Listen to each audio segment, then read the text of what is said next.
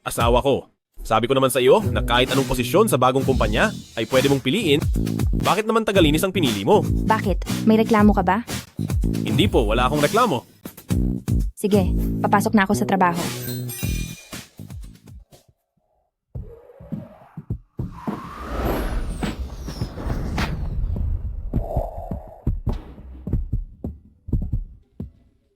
Asawa ko. Napakabuti mo talaga sa akin. Huwag mo akong idaan sa ganyan. Kung hindi lang ako nangakong tutulungan kang alamin ang sitwasyon sa bagong kumpanya, ay hindi talaga ako makikialam sa mga usapin ng pamilya nyo. Mahal kong asawa. Ano man ang sa akin ay, sa iyo na rin lahat. Tigilan mo na ang pagiging masyadong malambing. Papasok na ako. Nga pala, wag mong babanggitin kahit kanino na nasa kumpanya mo ako. Makakaasa ka, aking asawa.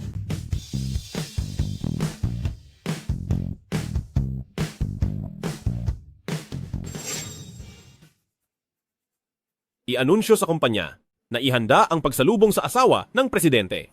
Opo.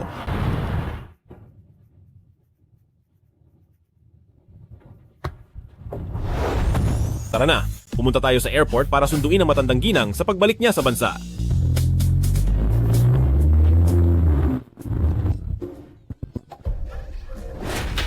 Uy, nabalitaan mo na ba? Papasok na sa kumpanya ang asawa ng presidente. Ano? Kailangan pa bang magtrabaho ng asawa ng presidente gayong malapit na siyang magretiro? Kabibili lang ng kumpanya natin ng grupong Fu at magulo pa ang loob nito, kaya siguradong narito ang asawa ng presidente para mag-imbestiga. Mula pala sa Angkang Fu ang bagong presidente. Siya na kaya ang misteryosong Ginoong Fu na madalang lang makita. Si Ginoong Fu nga. Balita ko ay bagong kasal lang siya at hindi ko alam kung sinong anak mayaman ng ganoon kapalad. Basta hindi ikaw iyon.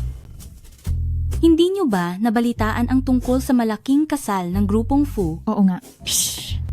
Huwag kayong maingay dahil hindi pa naman talaga kinakasal. Balita ko, dahil matagal nang nakatira sa ibang bansa itong si matandang ginang Fu, ay hindi pa niya nakikita ang bagong manugang niya. Nagkasundo kaming huwag sasabihin kahit kanino, pero bakit ibinalita ito ni Fu Yichen sa buong kumpanya? Buong umaga na akong naglilinis ng sahig. Hindi ba't baliwala lang ang pagpapanggap ko? Hali kayo, itigil niyo muna ang ginagawa niyo. Sumama kayo sa akin para salubungin ang asawa ng presidente. Bilis, bilis, bilis!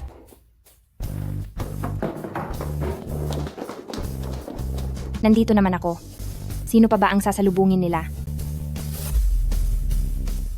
Darating ba talaga ang asawa ng presidente? Siyempre darating siya. Uy, mag-mop ka doon sa banda roon. Ano bang ginagawa mo rito? At nakikiusyoso ka. Alis, alis na. Ang isang janitor ay wala talagang pakiramdam sa paligid.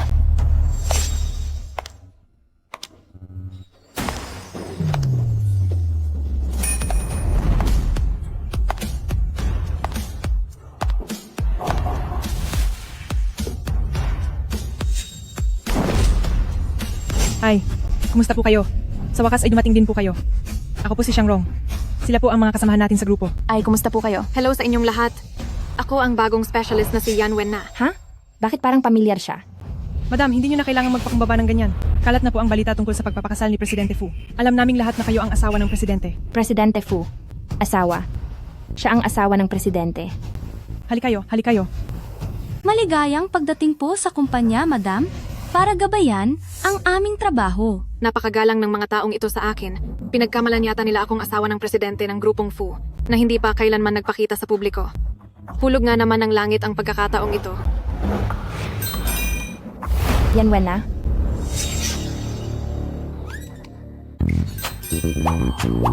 Sino ka? Ako ito, si Mo Chichi. Magkaklase tayo noong high school. Ang liit nga naman ng mundo. Dito ka na rin ba nagtatrabaho sa Feng Shuo? Aba, hindi ba ito ang ulilang napatalsik sa paaralan? Hindi tayo magkaklase. Bakit ganyan ka magsalita? Hoy, mabahong janitor, huwag kang magpumilit na dumikit sa aming madam. Gusto mo na bang mawalan ng trabaho? Sabi na ng madam na hindi kanya kilala. Kaya huwag kang sumasabay sa kasikatan niya. Lumayas ka na. Alis na. Madam, dahil unang araw niyo rito, ipapasyal ko kayo para maging pamilyar sa paligid. Tuloy po tayo. Sige po. Alis, alis, alis. Madam, dahan-dahan lang po. Isang huwad na asawa ng presidente, isang grupo ng mga sipsip na empleyado. Sa kumpanyang ito na puno ng kabulukan, tama lang na pumunta ako rito para mag-imbestiga.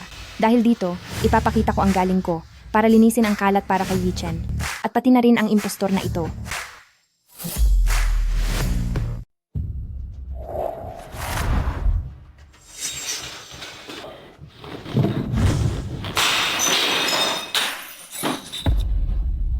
Kilala mo pa ba na nanay mo ako? Ma, lumipad ako ng mahigit 10 oras para sunduin kayo. Ano ba itong ginagawa nyo? Anong ginagawa? Masyado nang malakas ang loob mo ngayon, nilihim mo sa akin at nagpakasal ka na pala. May pwesto pa ba ako sa puso mo bilang nanay mo? Huwag na po kayong magalit. Nandito na nga ako para sunduin kayo. Isang ulila? Nabulag ka na ba? Kahit sino na lang ay dinadala mo sa bahay. Si Kiki ay isang ang ulila. Totoo yon. Pero kayo, Tumahimik ka. Hindi ako papayag sa kasal na ito. Ma, dahil ayaw nyo namang bumalik para sa handaan na inihanda ko para kay Kichi, aalis na ako. Huminto ka. Mababa ang pinagmulan ng babaeng iyon at sa ating angkang fu ay hindi siya nababagay. Ano kaya ang mahihita niya sa pagpapakasal sa iyo? Nararamdaman nyo ba na lahat ng babaeng lumalapit sa akin ay may masamang hangarin? Kung ano ang nasa isip ng mga babaeng iyon, hindi mo ba alam sa sarili mo? Ginagawa ko lang ang lahat para sa ikabubuti mo. At ngayon ay ako pa ang sinisisi mo. Gusto mo umalis? Huli na. Huli na?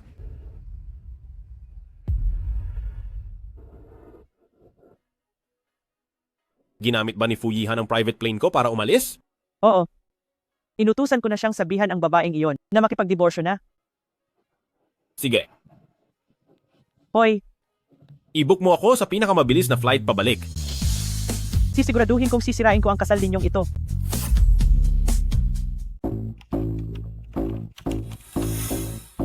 Isang presidente na hindi kailanman nagpakita ng mukha.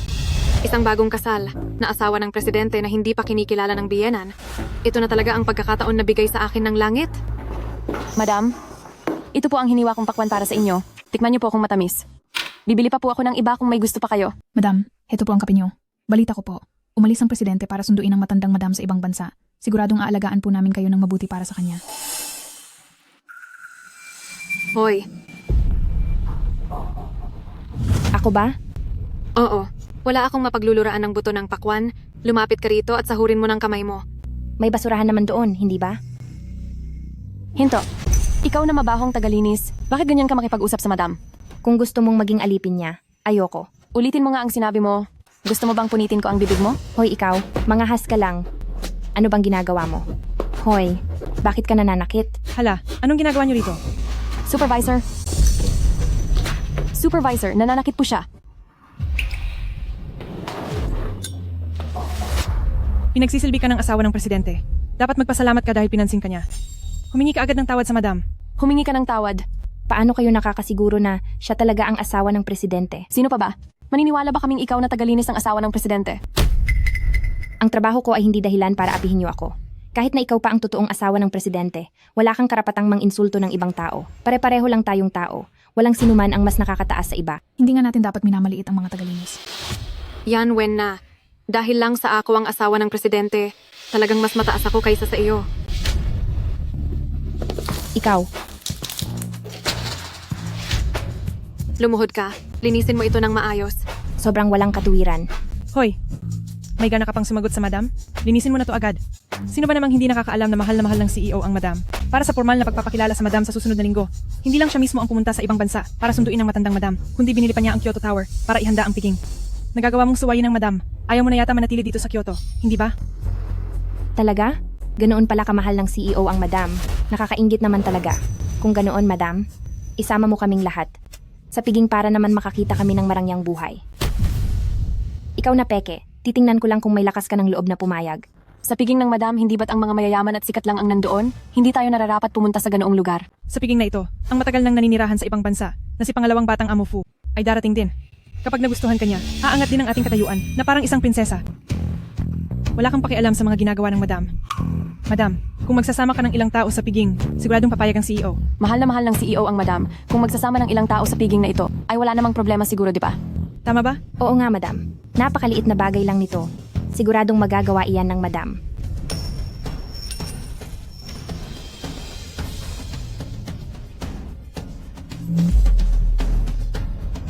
Anong problema, madam?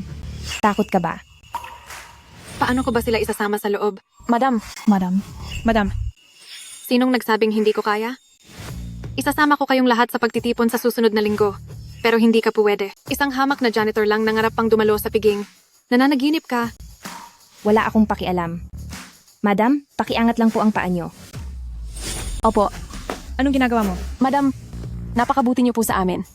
Maraming salamat po, madam. Maliit na bagay lang.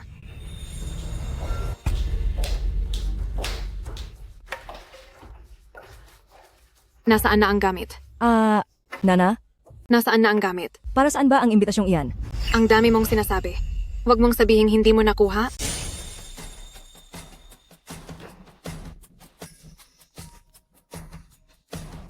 Bayaw, handa na ang lahat para sa piging ng pasasalamat. Pupunta na muna ako roon para tingnan ang lahat.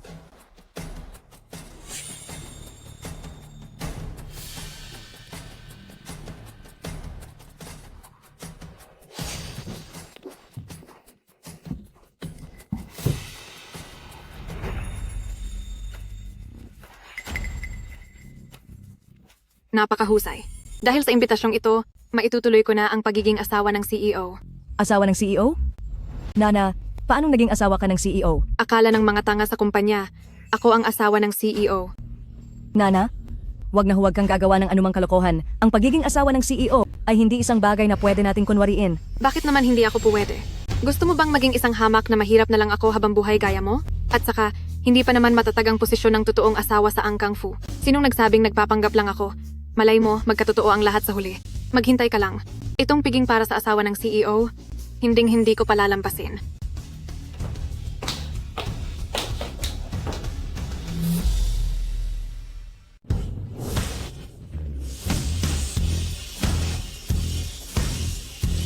Ma, narito na ako sa loob ng bansa.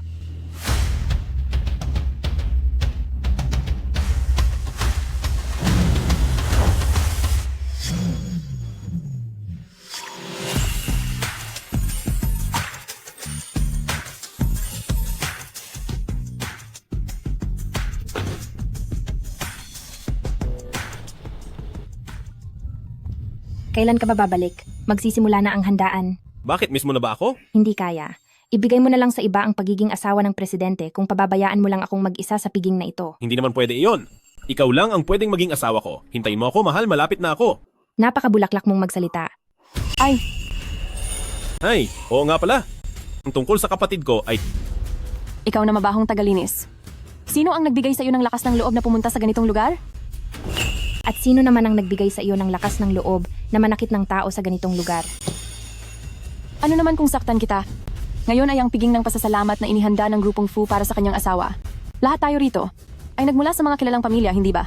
Isang hamak na tagalinis na gaya mo. Karapat dapat ba sa lugar na ito? Mo, Chichi, talagang wala kang hiyang babae ka? Isang mabahong tagalinis, nagawa mo pang humabol hanggang dito. Nakasuot ka lang ng mga peking gamit, nagpapanggap ka pa bilang isang mayamang dalaga. Sayang naman, kahit lagyan mo pa ang sarili mo ng mga balahibo ng manok, hindi ka pa rin magmumukhang phoenix. Oh, nagpapanggap ka bang asawa ng presidente para mag-imbestiga ng palihim?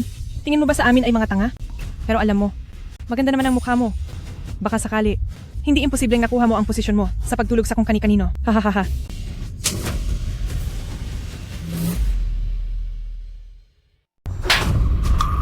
Manager, ayos ka lang ba? Mokichi, napakalakas ng loob mo. Bakit? Gusto mo rin bang masaktan? Kapag may nakakilala sa atin, ay magkakaproblema. Hayaan mo na, pumasok na tayo. Total wala naman siyang imbitasyon. Hindi rin siya makakapasok. Madam, Tianru, pinapatinginan na tayo ng mga tao. Bakit? Lugar ito ng grupong Fu. Ang madam natin ang pinakamakapangyarihan dito. Ano bang tinitingin-tingin nila? Pumasok na muna tayo. Bruha, humanda ka sa akin.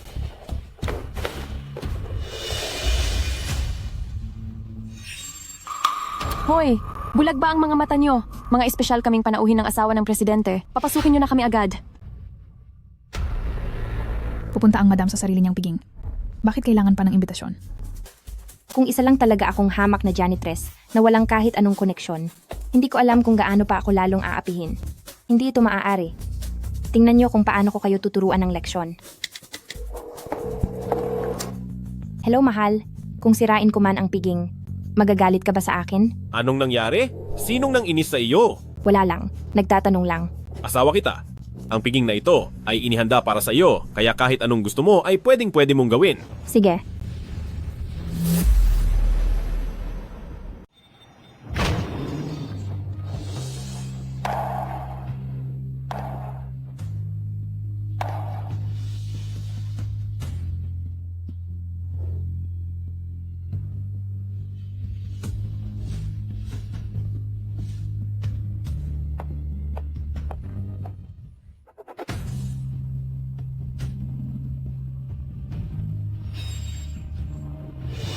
Sino siya? Hindi ko alam.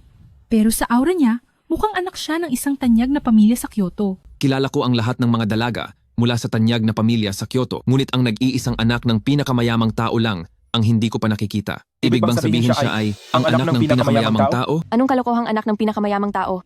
Isa lang siyang mabahong tagalinis. Sino naman kayo? Hindi mo ba siya kilala? Siya ang batang asawa ng grupong Fu. Ang piging na ito ng pasasalamat ay espesyal na inorganisa para sa kanya. May bahay ni Presidente Fu. Iaanunsyo ng asawa ko ang pagkakakilanlan ko sa piging na ito, kaya pakiusap. Huwag muna kayong maingay. Siyempre, dahil si Presidente Fu ang espesyal na nag-organisa ng piging para sa kanyang asawa, mas mabuti kung si Presidente Fu mismo ang mag-aanunsyo nito. Napakaganda ng relasyon ni Presidente Fu at ng kanyang asawa. Tama ang pusta ko. Ang asawa ng presidente ay hindi lang hindi kinikilala ng matandang ginang, wala ring mga taong nasa mataas na lipunan ang nakakita sa kanya. Talagang kampi sa akin ang tadhana. Kilala siya ng asawa ng presidente? Kilala ko siya, siyempre kilala ko siya. Kaklase ko siya noong kolehiyo. Pero dahil sa masamang asal, napatalsik siya sa paaralan. Ang ganitong uri ng tao ay hindi dapat naririto sa aking mga panauhin. Pumunta ng walang imbitasyon at nagbihis pa ng napakagara. Siguradong may masama siyang balak. Tumingin ka muna sa salamin para makita mo kung anong klaseng tao ka. Tapat ang pagmamahal ni Presidente Fu sa kanyang asawa. Akala mo ba kung sino-sino na? Lang ay pwedeng sumingit basta-basta. Ang isang hamak na tagalinis ay napakabilis makasagap ng balita na darating si Presidente Fu ngayon. Darating si Presidente Fu.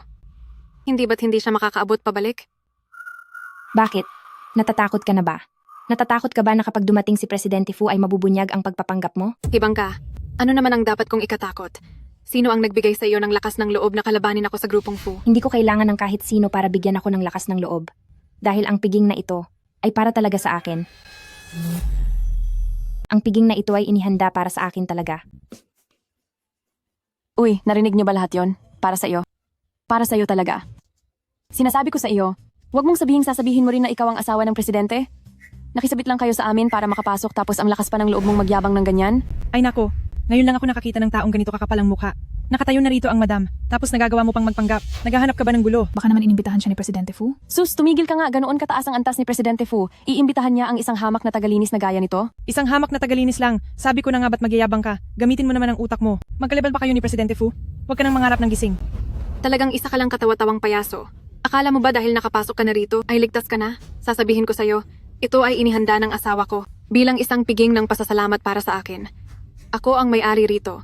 Sa isang salita ko lang, kailangang lumayas ka na. Yan, Wen na? Mukhang nasanay ka na yata sa pagpapanggap. Bakit ganyan ka makipag-usap sa akin? Ako ang asawa ng presidente. Kapag sinabi kong lumayas ka, kailangang lumayas ka.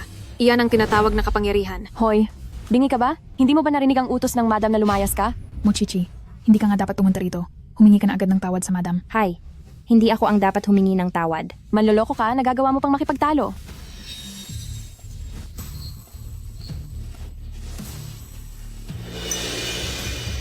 Bakit ka pa umiinom? Hindi mo ba narinig ang utos ng madam? Ngayon ang piging ng pasasalamat ng grupong Fu. Nagtipon dito ang lahat ng mga kilalang tao. At mayroon talagang naglakas loob na pumasok dito ng may masamang balak, gwardya. Dakpin niyo na ang manlolokong ito at palayasin agad.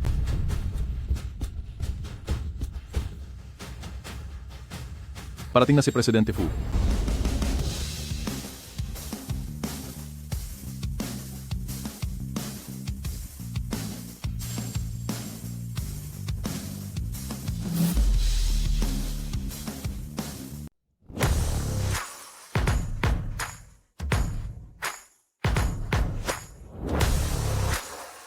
Ay, hindi ito si Yi-chan.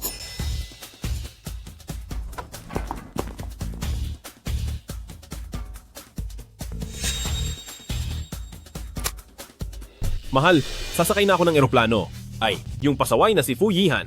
Pumunta ba siya riyan para hanapin ka? Fu Yihan. Kapatid mo pala siya. Kapag nangahas siyang guluhin ka, bugbugin mo siya ng husto, huwag mo na akong alalahanin. Huwag kang mag-alala, kaya ko siyang ayusin. Sige, ibaba ko na ito. Siya na ba ang tanyag na Presidente Fu? Sa wakas, ay nagpakita na rin ang mailap na Presidente Fu. Bakit nakatayo lang kayo riyan? Lumabas kayo. Sino ba ang gusto mong palayasin? Presidente Fu, ang taong ito ay inaapi ang asawa ninyo. Kailangang bigyan ninyo ng hustisya ang asawa ninyo. Mukhang manggagamit, kaya naman pala hindi pumayag si mama sa kasalang ito. Kung inaapi ang asawa ng presidente, di hanapin mo ang presidente. Bakit ako ang kinakausap mo? Hindi ba ikaw si Presidente Fu? Sinabi ko bang ako si Fu Yichen? Ikaw. Sige.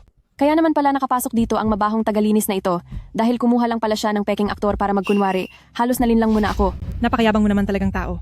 Para lang magpasikat sa piging na ito, ay naghanap ka pa ng aktor para umarte. Para kang langaw na tumuntong sa kalabaw. Nagmamarunong ka lang.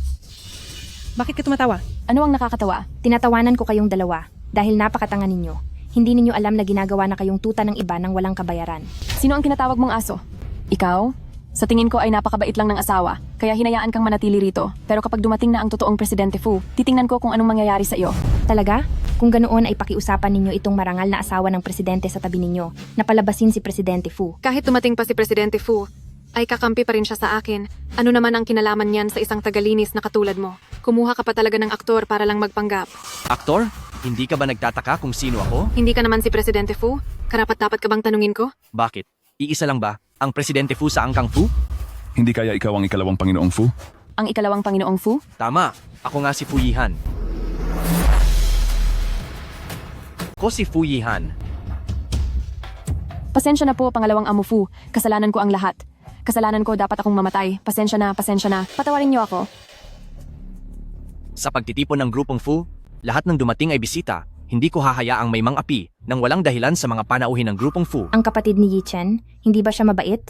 Yi Chen, bakit siya nag-aalala na gagawan ako nito ng gulo? Mukhang sobra lang ang pag-aalala niya. Binibini, ako, si Fu Yihan, ay humihingi ng paumanhin sa iyo sa ngalan ng grupong Fu. Hindi niya ako kilala. Hindi pa ba ako naipakilala ni Yi Chen sa kanya? Kaya naman pala, hindi rin niya nakilala ang totoong asawa ng presidente. Ay naku, isang malaking pagkakamali lang ang lahat. Kasalanan ito ni Yi Chen dahil hindi niya tayo agad na ipakilala sa isa't isa. Sa madaling salita, kailangan ko pang sisihin ang kuya ko? Yi Chen, tinatawag mo siya ng ganyan kapamilyar. Kilala ka ba niya? Kasalanan ng babaeng ito. Pangalawang amo, tagalinis lang siya sa grupong Fu. Lagi niya kaming kinakalaban ng aming ginang, kaya hindi ako nakapagpigil. Wala akong balak kalabanin ang kung sinumang peking ginang na yan. Kayo itong ayaw akong tantanan. Pangalawang amo, makinig po kayo. At bago pa man kayo dumating, ang babaeng ito, sinubukan pa niyang landiin si Presidente Fu. Oh, talaga? Huwag na huwag kang magpapaloko sa ganyang klaseng babae. Tapat ako kay Yi Chen. Naniniwala akong ganoon din siya sa akin. At hinding-hindi niya hahayaang magtagumpay ang ganitong babae. Bago ako bumalik, gusto ko sanang suportahan ang magiging asawa ng kuya ko, pero ngayong nakikita ko na, ang itsurang ito, siguradong hindi makakalusot sa nanay ko. Hintayin na lang niyang maturuan ang leksyon ng nanay ko. Ako, manonood na lang sa gilid. Dahil sa mukha ng kuya ko ngayon, hindi na kita papatulan. Sa susunod, bawasan mo ang paggawa ng mga kahiyahiyang bagay na kakahiya sa aming Angkang Fu. Ha? Bakit tinanggap niya si Yan Wen na bilang asawa ng kapatid niya?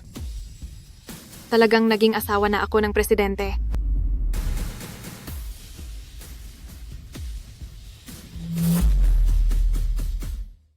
Bilang asawa ng presidente, syempre, hindi ko papatulan ng isang dukhang tulad nito. Hindi ka na ba masaya niyan?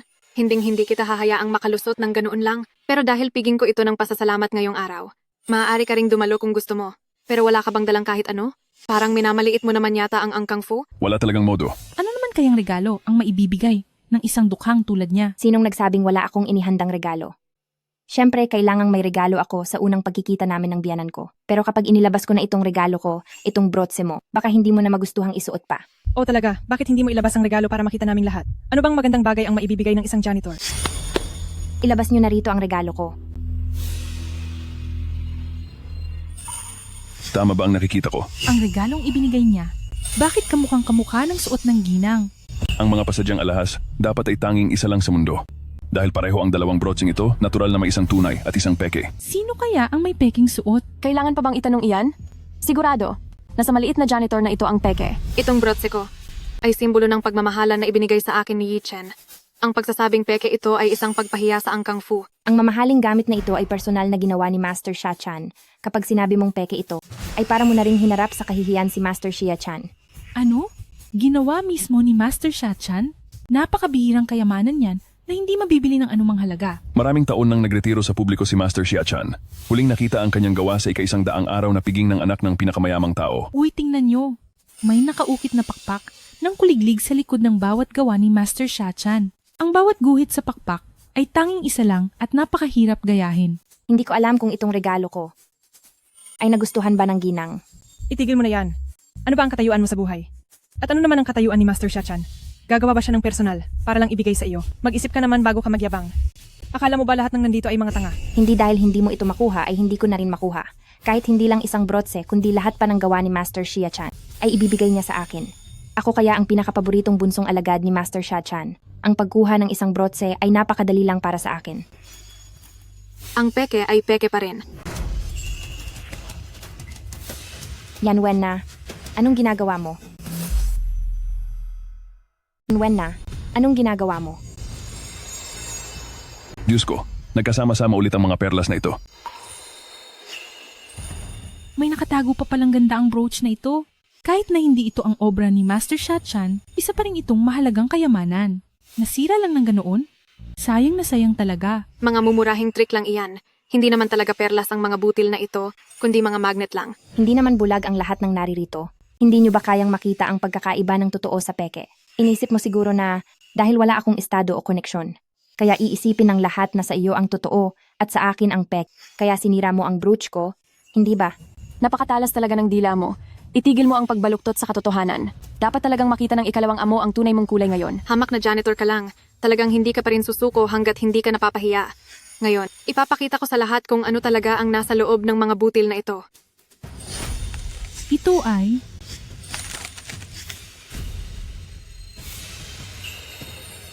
Ito ang perlas ng bihay. Diyos ko, totoo nga. Kapag nabasag ang perlas ng bihay, mayroon itong mga pattern ng apoy. Siguradong ito na iyon. Napakahirap hanapin ng perlas ng bihay. Balita ko ay may bumili ng isang butil nito sa halagang mahigit 8 milyong piso. At puro perlas ng bihay ang lahat ng ito. Magkano kaya ang kabuuang halaga nito? Kung totoo ang suot niya, hindi ba't lumalabas na peke ang suot ni Madam?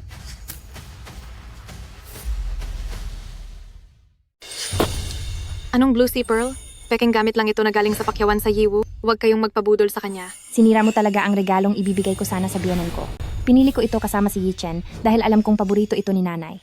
Tama na, tumigil ka na habang maaga pa. Dapat ako ang nagsasabi niyan sa iyo. Dahil itinuturing kitang dating kaklase. Ay lagi kitang pinagbibigyan. Pero hindi ko akalain na hindi ka talaga titigil. Maaari ko pa siyang bigyan ng isa pang pagkakataon dahil sinabi mo na isang salita mo lang para makakuha ng gawa ni Master Xia-chan ay pakuha ka pa ng isa rito ngayon din. Tama. Maglabas ka pa ng isa kung talagang kaya mo. Wala akong kailangang patunayan sa inyo. Sa tingin ko ay takot ka lang. Madam, sinisira ng mabahong janitrang ito ang okasyon nyo. Sa tingin ko ay dapat baliin ang mga binti niya at itapon siya sa labas. Hemp, sa tingin mo ba makakakuha ng totoong gamit ang isang janitra? Tingnan natin kung paano ka makakalusot ngayon. Dahil ayaw nyo talagang maniwala hanggat hindi nyo nakikita, ay pagbibigyan ko kayo. Magpadala ng isang mamahaling brooch sa Fu Family Appreciation Banquet sa loob ng 1 minuto. Mamahaling brooch pa talaga? Sino ka ba sa akala mo? Estudyante ka ba ni Master Xia-chan? Huy, Kianru. Hindi naman niya sinabi kanina na gawa ito ni Master Xia-chan. Baka naman. Mula lang iyan sa mga tinda sa tabi-tabi. Hahaha. Akala mo ba talaga interesado kami sa mga mumurahin mong gamit? Wala akong oras makipaglaro sa iyo. Ano pang hinihintay nyo? Ayaw na siyang kausapin ni Madam kaya palayasin nyo na siya agad. Siguro ay mas mabuting umalis ka na lang agad. Huwag kang magmadali. Hindi pa sigurado kung sino ang aalis. Nandito na si Master Xia-chan.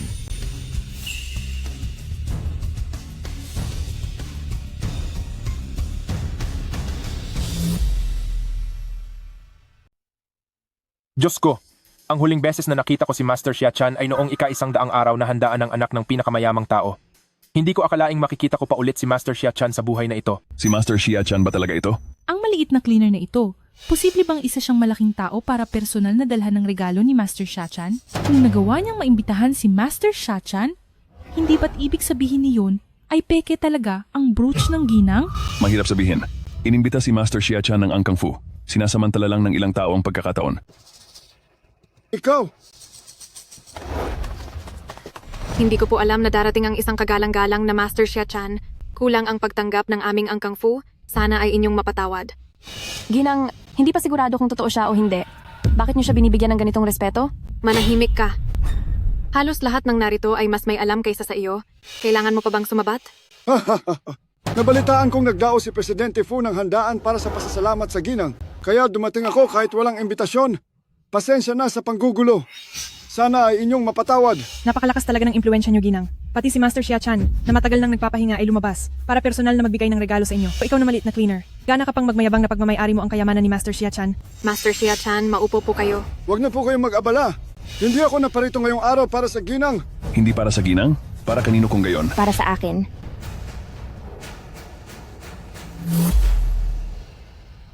Para sa iyo, hahaha. Ayos ka lang ba? Hindi pumunta si Master Xia-chan para magbigay ng regalo sa piging ng pasasalamat para kay Madam. Talaga bang para lang siya sa maliit na tagalinis na ito? Huwag ninyong kalimutan na malapit si Master Xia-chan sa grupong Fu. Siguro ngayong araw ay talagang si Presidente Fu ang gustong magbigay ng sorpresa para sa ating Madam. Kaya hindi niya pinaamin si Master Xia-chan, di ba? Tama. Alam ni Presidente Fu na gusto ni Madam ang mga obra ni Master Xia-chan, kaya inimbita niya si Master Xia-chan para magbigay ng regalo para mapasaya si Madam. Master, hindi mo na kailangang itago pa. Nahulaan na ang lahat ni Madam. Dahil sa kabutihan ito ni Yi Chen, hindi ko na rin ito ibubunyag. Master Xia-chan, hindi mo na kailangang mag-adjust para sa akin, maging komportable ka lang. Ha ha ha. Ang galing ninyong magsalita para lang magmukhang kayo ang laging tama. Hindi kayo kilala ni Master Xia-chan, pero sasabihin ninyo na sorpresa ito ni Fu Yi-chen para kay Madam. Pero huwag ninyong kalimutan na kanina lang ay pinapakuha ninyo ako ng isa pang obra ni Master Xia-chan at doon lang siya dumating. At ano naman? Ang ibig mo bang sabihin ay ikaw ang nag-imbita kay Master Xia-chan? Ano ka ba talaga? Tingin mo ba kaya mong mapapunta rito si Master Xia-chan? Ako ang estudyante ni Master Xia-chan. Ha. Pinapatawa mo talaga ako. Nagagawa mo pang magpanggap na estudyante niya sa mismong harapan ni Master Xia-chan. Bakit? Hindi mo ba alam kung ano ang pakiramdam na mapahiya sa harap ng maraming tao? Ha. Ampal sa mukha. Master Xia-chan, may taong nagpapanggap na estudyante niyo rito at nanloloko sa labas.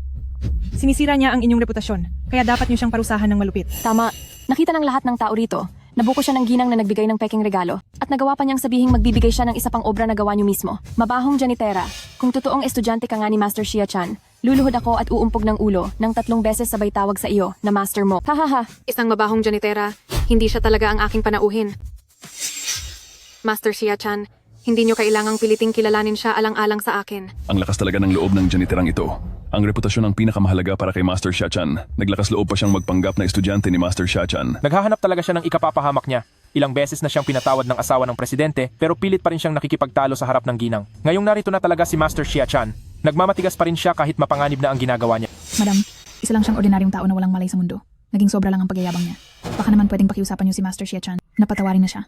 Ipinagtatanggol mo pa siya? Kapag nagsalita ka pa ng isa, lalayas kayo rito kasama ang mababang uring taong ito. Master Xia, paano niyo siya gustong parusahan? Kaming mga nasa Angkang Fu ay susunod sa anumang utos niyo. Maraming salamat sa inyo, Madam.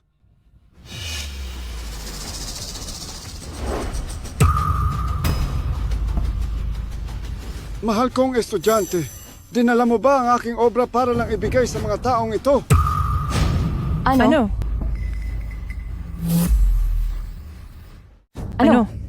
Siya ba talaga ang mag-aaral ni Master Xia-chan?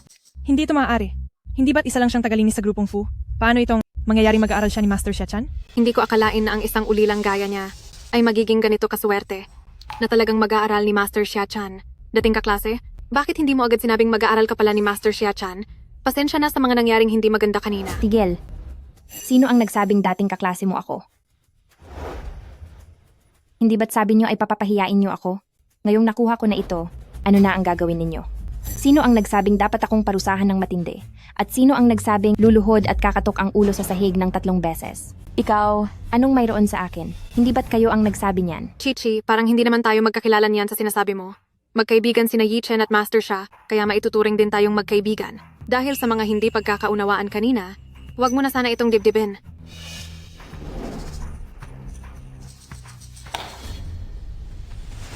Napakakwela nyo naman, Ginang. Ipinakita ko lang ito sa inyo, pero hindi ko sinabing ibibigay ko ito.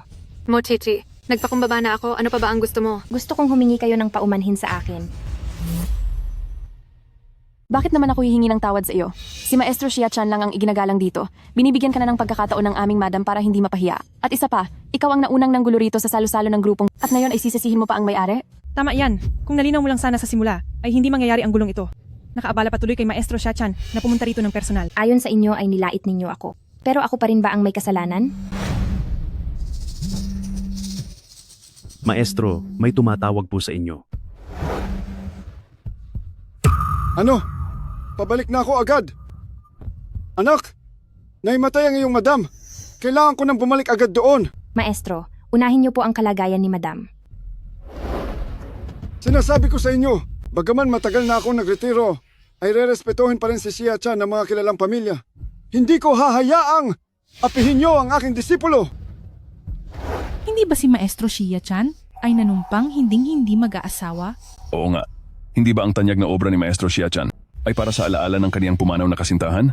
Teka, sigurado ka bang tama ang nakita mo? Siya ba talaga si Maestro Shachan? Mahigit 20 taon na ang nakalipas, kaya hindi ko na rin masyadong maalala. Sinasabi ko na nga ba, paano namang makikilala ng isang hampas lupang tulad mo si Maestro Shachan? Niloloko mo na naman kami. Ang lakas ng loob mong lokohin kami. Ikaw na mabahong tagalinis.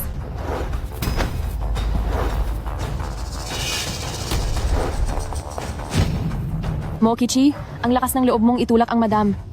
Gusto mo na bang mamatay? Humingi ka agad ng tawad sa akin. Gusto mong humingi ako ng tawad? Mukhang naging masyado akong mabait sa inyo.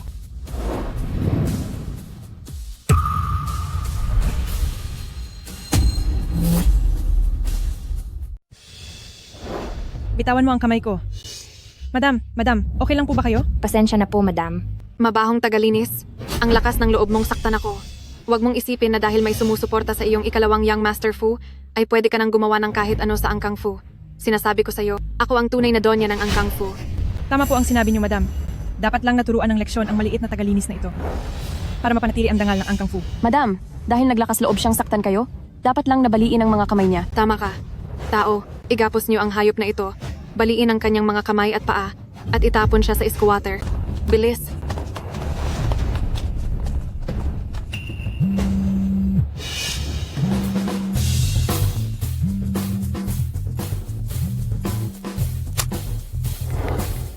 Hello, mahal. Nandito na ako. Nabalitaan ko kay Master Xia-chan na may nang-aapi raw sa iyo sa handaan. Oo, totoo iyon. Sige, naiintindihan ko. Hi. Presidente Fu. Ang kapal ng mukha mo. Ginalit mo na ang madam, tapos nagagawa mo pang tumawag dito. Bakit? Naghahanap ka ba ng tutulong sa'yo? Oo, tama ka. Gusto kong makita kung sinong matapang na tao ang naglakas loob na apihin ang asawa ni Fu Yichen. Mahiya ka naman sa sarili mo. Masyado lang talagang mabait ang madam kaya hinahayaan ng isang katulad mong magmagaling dito. Huwag mong isipin na dahil may sumusuporta sa iyong ikalawang Young Master Fu, ay kaya mo nang labanan ang madam. Ang Presidente Fu pa rin ang masusunod dito sa Angkang Fu. Talaga ba? Hindi ka talaga natututo. Alis! Bakit mo kinakampihan ng isang estranghero? Ako ang hipag mo. Sinabi ko na bisita rin siya rito sa Angkang Fu. Kailangan mo ba talaga siyang pag-initan? Ginalit niya ako at kinakampihan mo pa rin siya. Kaya huwag mo akong sisihin kung ano ang gagawin ko. Anong gusto mong gawin? Baliin ang mga kamay at paa namin at itapon kami ng magkasama sa squatter? Hindi ka ba natatakot na baka pagalitan ka ni Presidente Fu? Bakit naman ako matatakot? Ako ang asawa ng presidente. Habang ikaw ay isang hamak na babae lang na walang kahit anong titulo. Wala ba akong karapatang palayasin ka? Tao, palayasin niyo siya. Narito na ang Presidente Fu.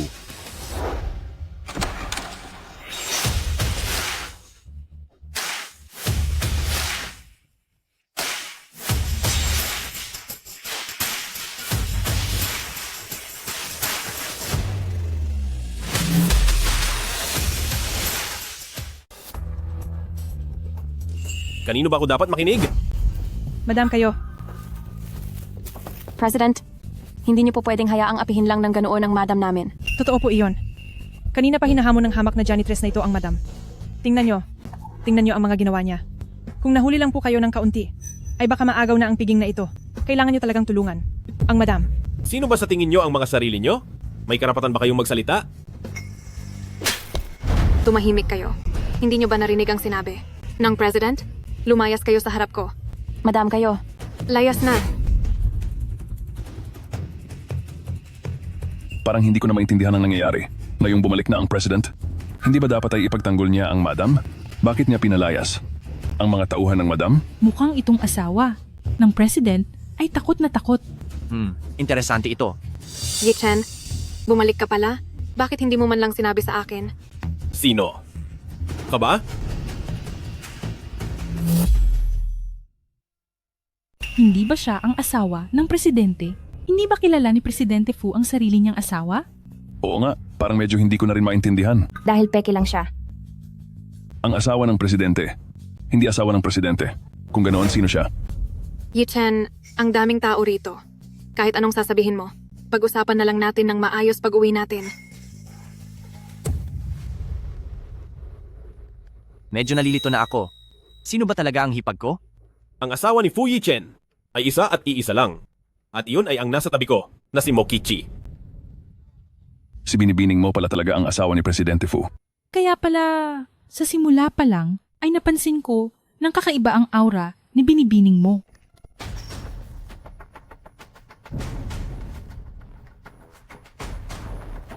Sinong nagsabi na siya ang asawa ng presidente?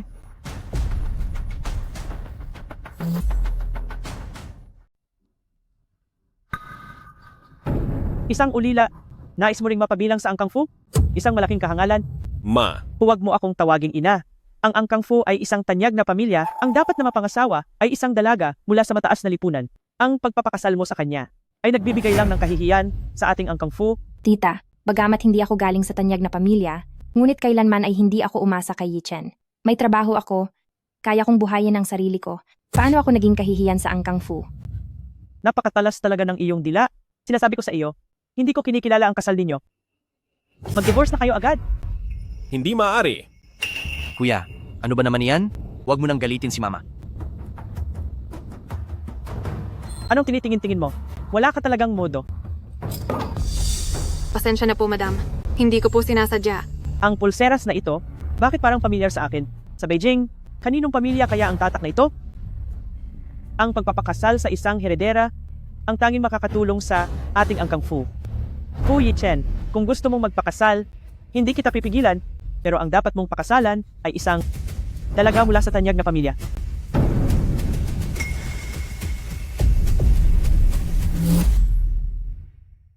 Ma, nababaliw ka na ba? Hindi ako nababaliw.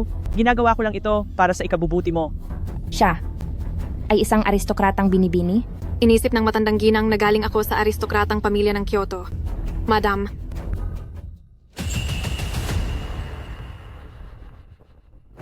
Bakit nasa iyo ang pulseras ng aking ina? anong pulseras?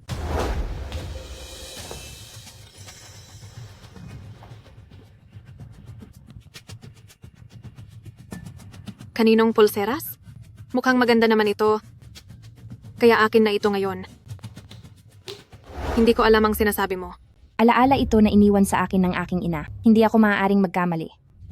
Huwag mong isipin na dahil asawa ka ng CEO ay maaari mo nang angkinin ang mga gamit ko. Kapag nakakakita ka ng magagandang gamit ng iba ay gusto mo agad itong agawin, ano ang pagkakaiba ng gawaing iyan sa isang magnanakaw? Ito ba ang sinasabi mong mabuting manugang na nahanap mo para sa akin? Kay Kiki talaga ang gamit na yan. Ang marka nito ay mula sa aristokratang pamilya ng Kyoto. Kung siya nga ang anak ng aristokratang pamilya ng Kyoto, bakit siya napunta sa ampunan? Mukhang itong pulseras pala ang nagbigay sa akin ng swerte. Aristokratang pamilya ng Kyoto, ang katayuang ito, ay di hamak na mas marangal kaysa sa pagiging asawa ng CEO. Kapag nalaman ko na kung sinong pamilya ito, pupunta ako sa Kyoto para kilalanin nila ako bilang pamilya.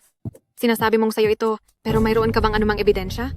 Medyo maluwag na ang lock ng pulseras na ito. Noong araw, tinalian ito ng aking ina ng pulang sinulid. Naubusan siya ng manipis na sinulid, kaya gumamit siya ng isang piraso ng makapal na sinulid. Totoo nga ang sinabi niya. Mayroon nga itong pulang sinulid. Nagawa pa niyang magpanggap bilang asawa ng CEO. Ninakaw lang kaya niya ang pulseras na ito? Sinasabi mo lang na sa iyo iyan dahil gusto mo. Mayroon ka bang testamento o anumang ebidensya? Ang nanay ko mismo ang nagsuot nito sa kamay ko bago siya pumanaw. Paano naman magkakaroon ng testamento? Hindi mo mailabas, di ba? Siyempre, hindi mo mailabas dahil ito ay sa akin talaga mula sa simula. Isa siyang sinungaling. Tingnan nyo. Anong klaseng gulo ito? Nakakita lang ng magandang gamit ng iba, inaangkin na agad. Ngayon lang ako nakakita ng ganitong klaseng taong napakakapal ng mukha. Nagawa mo pa siyang pakasalan at dalhin dito sa bahay. Yan Wen na, paano mo nagagawang magsinungaling sa harap ng maraming tao? Hindi ka ba natatakot na ilantad ko ang mga kasinungalingan mo? Takot ako. Siyempre takot ako. Pero, mayroon ka bang mailalabas na ebidensya? Nag-iiskandalo ka lang dito. Chiki, maraming pulseras na magkakamukha. Baka nagkamali ka lang ng tingin? Hindi siya nagkakamali. Gusto niya lang talagang agawin ang gamit ko at gagamitin ang impluensya ng Angkang Fu para hindi ako makapagsalita. Ang galing mo talagang magkalkula para sa sarili mo. Sa akin talaga ang bagay na ito. Ibalik mo sa akin. Tumahimik kayong lahat. Manahimik ka nga, hindi ka pa ba sapat na napahiya? Mo Chichi, napakasakim mo talaga. Hindi mo lang inagaw si Yi Chen. Gusto mo ring agawin ang pagkakakilanlan ko bilang panganay na anak ng angkan ng Kyoto. Huwag mong isiping dahil naging asawa ka ng presidente ay maaari ka nang gumawa ng kahit anong gusto mo. Huwag kang masyadong lumabis. Sumasagot ka pa? Kung maglalakas loob ka pang sumagot, maniwala ka man o sa hindi, babaliin ko ito. Hahayaan ko na lang ba talaga na makitang kinuha ni Yan Wen na ang huling alaala ng aking ina? Bakit? Natahimik ka? Magsalita ka. Di ba palagi kang umaasa kay Presidente Fu para protektahan ka? Kung gayon, paano mo mapapatunayan na sa iyo nga ang pulseras na iyan? Ang pulseras na ito, suot ko na ito simula noong bata pa ako. Kahit pagtawanan niyo pa ako, noong napakabata ko pa, ay pumanaw na ang aking ina. Iniwan niya sa akin ang pulseras na ito upang mahanap ko ang aking tunay na ama. Kahit ito ay nananakaw mo pa, talagang wala kang kahihiyan. Matandang ginang, kilala niyo po ba ito? Ang marka sa kwintas na ito ay sa angkan ng Kyoto nga. At ang disenyo sa dulo nito ay parang pamilyar sa akin. Hayaan mong tingnan ko pa ng mabuti. Ang ama ko ba ay talagang mula sa angkan ng Kyoto? Diyos ko, naalala ko na, ito ay ang pinakamayamang tao sa Kyoto. Ang marka ng pamilyang mo. Ano? Hindi ba't ibig sabihin niyan ay anak siya ng pinakamayamang pamilya?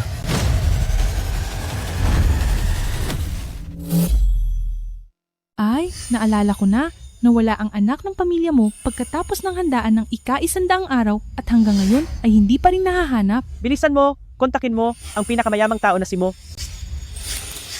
Asawa ka lang ng presidente ng Fu Corporation sa Kyoto, habang ako ay anak ng pinakamayamang tao. Sa isang salita ko lang, kailangan mong lumaya sa handaang ito nang walang kaimik-imik, kahit na ang handaang ito inihanda para sa iyo. Maaari mong maloko ang iba, pero hindi mo ako maloloko. Ang peke ay mananatiling peke kailanman. Ibalik mo sa akin ang pulseras ko. Sa akin ang pulseras na ito, at walang makakaagaw nito. Hoy kuya, baka sabihin nilang pinagtutulungan natin sila kapag nakialam tayo sa away ng mga babae. Kayong mga walang silbi.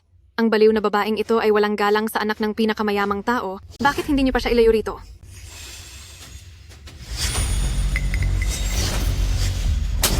Ito ay alaala ng yumaong ina ko. Hinding-hindi mo ito makukuha. Mochichi, ikaw na walang hiyang babae. Balak mo bang agawin ang gamit ko?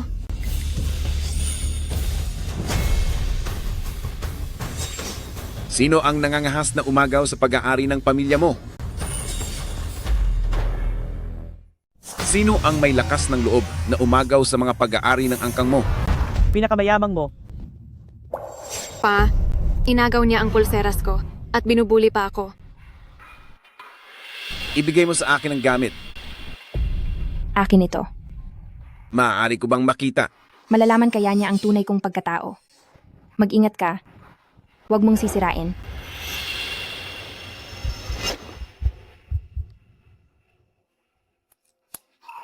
Nahanap ko na.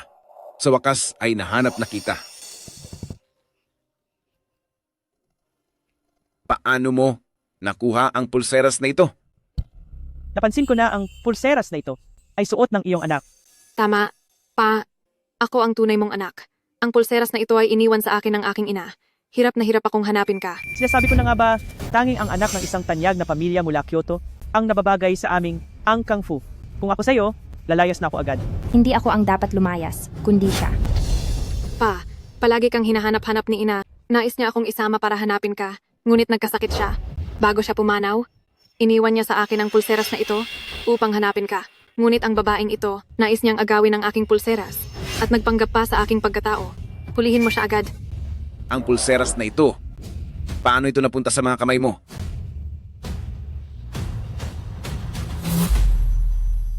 Pa, ano po ang sinasabi niyo? Hindi ko po maintindihan eh. Akin naman talaga ang pulseras na ito eh. Nabuking din ang pagsisinungaling mo. Ang taong pinakakinamumuhian ng nanay ko sa buong buhay niya ay ang tatay ko. Sabi niya hinding-hindi siya tutapak sa loob ng pamilya mo, kahit mamatay pa siya, kaya paano niya posibleng hanapin siya? Nay, ito ba talaga ang lalaking nagbigay sa iyo ng pagmamahal at sakit? Noong pumanaw ang nanay ko, paulit-ulit niyang binabanggit ang pangalan mo.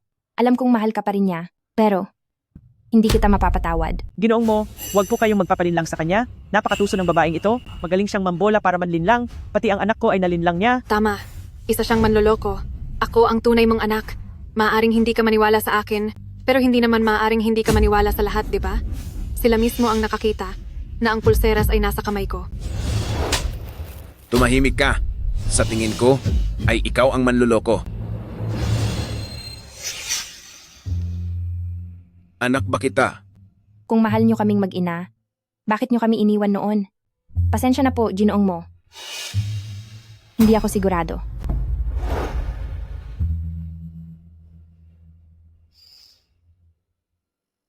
Masyado lang akong nagmamadali.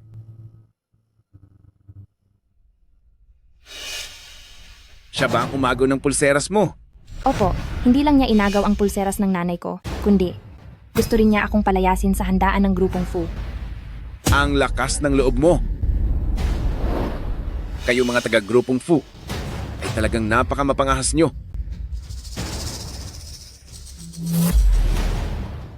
Pinakamayamang mo, ito ay piging ng pasasalamat ng grupong Fu. Kailangan mo naman kaming bigyan ng kahit kaunting respeto. Bakit? Bawal na ba akong magsalita? Huwag ninyong subukang apihin ang anak ko, kayong mga taga-angkang Fu. Tito mo, nagkakamali po kayo?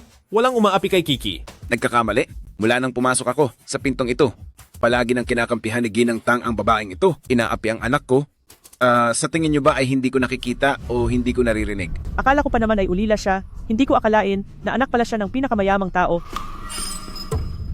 Napakapagmataas naman ng biyanan kong ito. Hindi ko akalaing ang anak ko ay ganito lang pala inaapi araw-araw. Batang taga-angkang Fu. Dahil naging masama kayo, huwag nyo akong sisihin kung maging malupit ako. Ang piging na ito ng pasasalamat ay hindi na matutuloy. Mga tauhan, sirain ang lugar na ito. Ay. Ay. Huwag.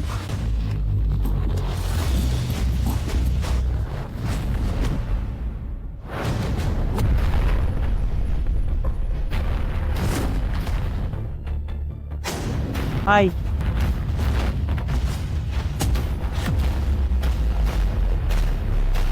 Hindi ko akalain na kayong mga taga-angkang Fu ay ganito kawalang katuwiran at may gana pa kayong tawaging marangal na pamilya. Anak, sumama ka sa akin. Sandali lang. No ang nangyari? At basta mo na lang siyang kinuha. Isinasama ko lang ang anak ko. May problema ka ba roon? Asawa ko siya.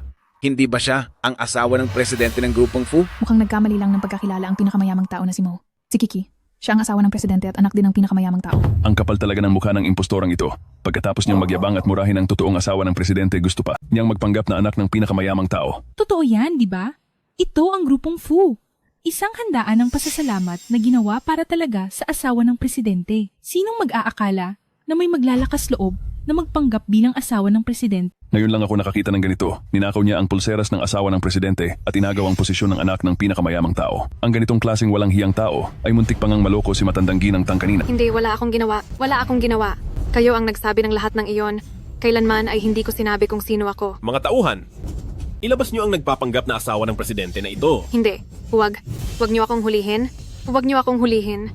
May alam akong sikreto niya. Hindi niyo ba gustong malaman? Lakas pa ng loob mong magsinungaling. Ilayo siya. Sandali lang. Wala akong itinatago. Sabihin mo na rito. Gusto kong makita kung anong bago ang maiimbento mo. May relasyon sila ni Master Xia-chan. Ye-chan, ipinagtatanggol lang kita. Yun lang? Oo, sinadya niya akong idiin. Alam ko ang lihim niya, takot siyang sabihin ko sa iyo. Kaya sinadya niya akong saktan. Si Master Xia-chan ang master ni Kichi. Tumahimik ka na sa tuwing naririnig kong tinatawag mo si Yi-chen. Gusto kitang saktan. Sinasaktan niya ako. Sinasaktan niya ako.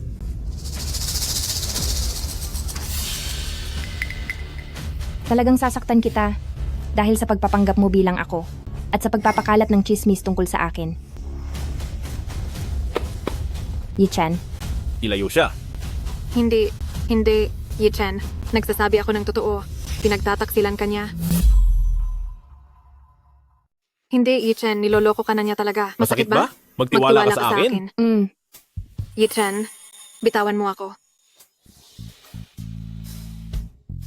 Anak, sumama ka na sa akin.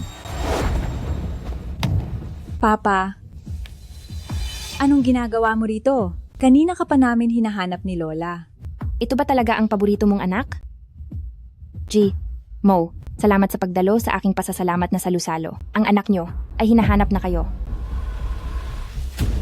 Alam ko na may galit ka sa akin, pero maari mo ba akong bigyan ng pagkakataong makabawi? Makabawi? Paano mo balak bumawi? Wala na akong ina ngayon. Mabibigyan mo ba ako muli ng isang ina? Oo, naging masyado akong mahina noon, kaya nagdusa kayong mag-ina. Pero sumusumpa ako na sa pagkakataong ito, hinding-hindi na ito mangyayari muli. Papa, wag po kayong masyadong magmadali. Hindi pa ito matatanggap ni ate sa ngayon. Oo, masyado lang akong nagmamadali. Maayos ang buhay ko ngayon. Umalis ka na. Chiki, basta't bumalik ka lang sa piling ni Papa, ang lahat ng mayroon ako ay ipapamana ko sa'yo. Ano bang pinagsasabi mo? Sino ba siya sa akala niya? Ma, siya ang anak ko. 20 taon na ang nakalipas nung pinalayas mo silang mag-ina. Ngayong araw, nahanap ko na rin sa wakas ang anak ko. Kahit ano pa ang sabihin mo ngayon, hindi na ako aatras. Hemp, anong anak mo? Ang tanging anak mo lang ay si Yunyun. Sinasabi ko sa iyo, hanggat buhay pa ako, huwag mong asahang makakatapak sa bahay na ito ang batang iyan. Aray, ang sakit ng puso ko. Ay, Lola. Huwag na po kayong magalit kay Papa. Wala naman akong nabalitaan na may isa pang anak ang pinakamayamang tao rito Hindi mo ba alam na siya ang anak ng malayong pinsan ng pinakamayamang tao? Hanggang ngayon ay wala pang asawa ang pinsan na iyon. Bata pa lang ay dinala na rito ang anak niya para palakihin ni Ginang. Wang, kaya naman sa totoo lang, maliwanag na ang lahat. Kaya pala, Ang saya naman ng handaang ito ngayong araw. Punong-puno ng drama. Kung gusto ninyong mag-away, doon kayo sa inyo. Narito kayo sa Angkang Fu. Kahit hindi ako kasing yaman ng pinakamayamang tao, wala naman akong kakulangan sa buhay. Hindi nyo na kailangang magkunwari rito. Nagpunta pa kayo rito para lang gumawa ng eksena. Pagod na ako. Isasama na kita paalis. Walang galang. Hi. Hindi naman tayo malugod na tinatanggap dito, pero nagpipilit ka pa rin maging mabait sa kanila kahit ayaw nila sa iyo. Sandali lang. Pagkalipas ng 3 araw, magsasagawa ako ng isang handaan sa Villa ng Mo para sa pagkilala sa aking anak. Sa oras na yon, ipahahayag ko sa lahat na si Mo Kichi ang tunay kong anak. Ikaw ang magiging kaisa-isa kong tagapagmana. Babalik ka ba?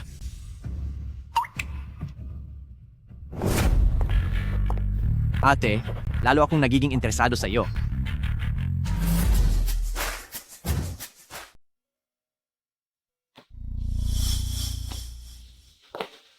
Nag-iisip ka pa rin ba? Halika rito. Tingin mo ba dapat akong bumalik? Siyempre. Sa iyo naman talaga iyon. Bakit mo naman tatanggihan? Pero nakita mo naman, na baka may iba pa siyang anak sa labas. At saka hindi rin ako gusto ng nanay niya. Dapat ba talaga akong bumalik? Asawa ko, huwag mo nang pahirapan ang sarili mo dahil sa ibang tao. Ako, ang asawa mo, ay laging narito para suportahan ka. Siya nga pala. Mag-usap naman tayo. Tanghaling tapat, magpigil ka naman ng kaunti. Hindi ko kayang magpigil kahit kaunti. Ma, pwede bang kumatok muna bago pumasok sa kwarto ng iba? Kailangan ko pa bang kumatok para pumasok sa kwarto ng anak ko? Kaninong patakaran ba iyan? Hoy, ikaw. Kailan ka ba? Babalik sa angkang mo para magpakilala? Ang pagiging anak ng pinakamayamang tao para itambal sa aming angkang fu ay pwede na rin. Ma, ano bang sinasabi mo? Bakit ka ba naninigaw? Nakakainis kayong dalawa tingnan.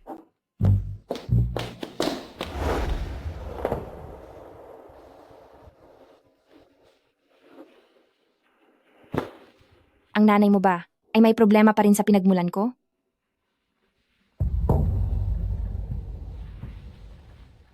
Tingin mo rin ba ay hindi ako karapat-dapat sa iyo? Mokichi, ano ang iniisip mo? Ang nanay mo ang nag-iisip niyan, hindi naman galing sa akin iyon. Kung ganoon, sa akin mo pa ba isisisi ito? O sige na, sige na, sige na, asawa ko. Ganito na lang. Pagdating sa nanay ko, ako na ang bahala sa kanya. Huwag ka nang magalit sa akin. Maliligo muna ako. Uy, maganda ngang maligo ka. Tama iyan, maligo ka na.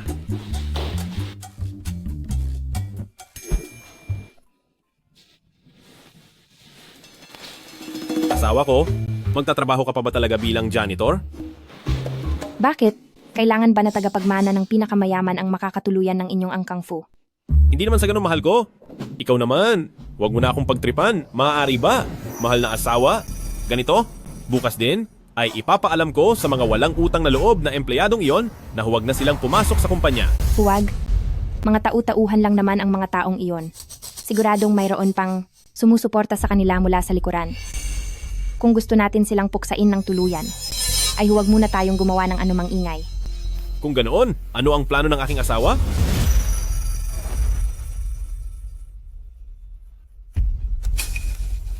Sige, susunod ako sa lahat ng sasabihin mo.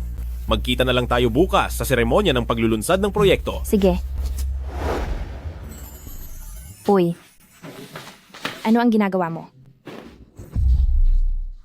Bago pa man magpakitang gilas ang aking asawa bukas, ay magpakitang gilas muna tayong dalawa ngayon.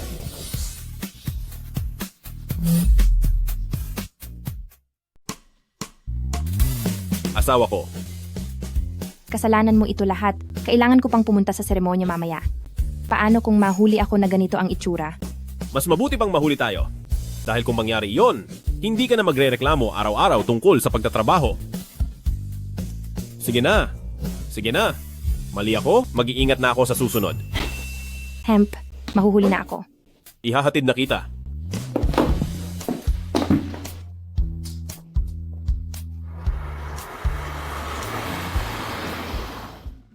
Sandali lang asawa ko.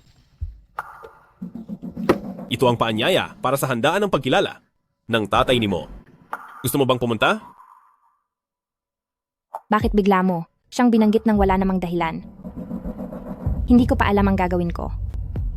Kung ayaw mong pumunta, huwag kang pumunta. Ikaw talaga ang pinakamabuti kong asawa.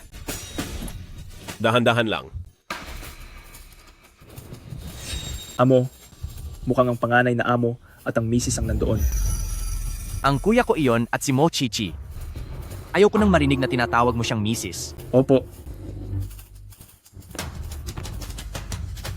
Kung kanino siyang asawa, ay hindi pa natin natitiyak. Wow. Napakagara naman ng hotel na ito. Hindi nakapagtataka na pag-aari ito ng pinakamayamang pamilya. Madam, kung hindi dahil sa inyo, para sa seremonyang ito ngayong araw, hindi ko magagawang pumasok dito ng mag-isa. Oo nga. Nakikinabang lang tayong lahat sa impluwensya ni Madam.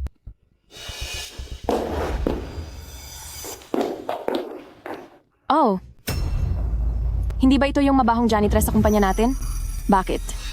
Matapos makadalo sa pasalamat na handaan, nakahanap ka na ba ng mayamang sugar daddy? Ang suot mong ito, totoo ba o peke lang? Mag-ingat ka sa mga sinasabi mo. Huwag mong dungisan ang dangal ng grupong Fu. Kianru, huwag mo nang tawaging mabahong janitress si Kichi. Si Chichi ang tunay na asawa ng CEO at anak din ng pinakamayamang tao. Tian-chan, wala ka namang lagnat, di ba? Kung ano-anong kalokohan ang pinagsasabi mo. Tian, itinuturing kitang kaibigan. Pero ano ba ang ibig mong sabihin sa mga pinagsasabi mo? Maghinay-hinay ka sa pananalita. Pwede kang kumain ng kahit ano, pero hindi ka pwedeng magsalita ng kung ano-ano lang. Paanong mangyayaring peke si Madam? Humingi ka agad ng tawad kay Madam. Humingi ng tawad? Pagsisisihan niyo ito. Che. Sige na. Huwag na nating patulan yan. Hay, napakabait talaga at mapagpatawad ni Madam. Tama. Narating natin ang kinalalagyan natin ngayon dahil lahat ito sa tulong at swerte ni Madam. Kung hindi, makakarating ba tayo sa ganitong kagarang lugar? At makakakuha ba tayo ng koneksyon sa pinakamayamang tao? At ikaw? Huwag mong bisitin si Madam. Ngayon lang ako nakakita ng mga taong ganito katanga. Hindi na worth it na patulan pa sila. Mamaya na, sabay-sabay ko silang aasikasuhin. Uy, malapit na ang oras. Pumasok na rin tayo.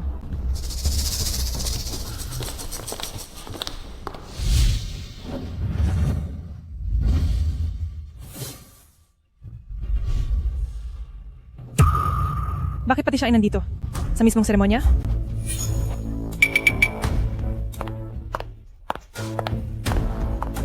Mabahong tagalinis. Talagang matindi ang galing mong lumandi ha. Sino na namang guwardiya ang nilandi mo para papasukin ka rito? Layas na rito! Kianru. Tian. Ano bang napala mo sa mabahong tagalinis na iyan para tulungan siya ng paulit-ulit? Sinusubukan ko lang naman kayong protektahan. Matagal na tayong magkasama sa trabaho. Ayokong ikaw at si Shanggong ay maloko niya at sa huli ay mabuwisit si Presidente Fu hanggang sa mawalan kayo ng trabaho. Manahimik ka. Tingin ko ikaw ang may gustong mawalan kami ng trabaho. Ang totoong asawa ay nandito mismo, tapos itinuturo mo siya at sinasabing peke siya. Kita mo, sinabi ko na sa'yo na hindi talaga sila maniniwala. Ginang, ipinatawag niyo po ako.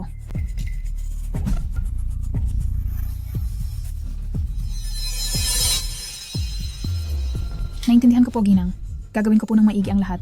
Huwag po kayong mag-alala. Kaya lang, bakit hindi niyo pa po sinasabi sa kanila ang totoo? Kung hindi natin sila bibigyan ng leksyon, hindi talaga sila maniniwala. Kung hindi ka naniniwala, pwede mong subukan. Tama po kayo, Ginang. Nagkamali ako na nakialam pa sa inyo. Mo, Chichi, ang galing mo talagang dumiskarte. Kumuha ka pa talaga ng sariling alipores. Ang totoo ay hindi kailanman magiging peke, at ang peke ay hindi magiging totoo. Hindi na magtatagal ang yabang mo. Ganoon ba? Iyan mismo ang gusto kong sabihin sa iyo. Bakit parang kampanteng-kampante pa rin siya?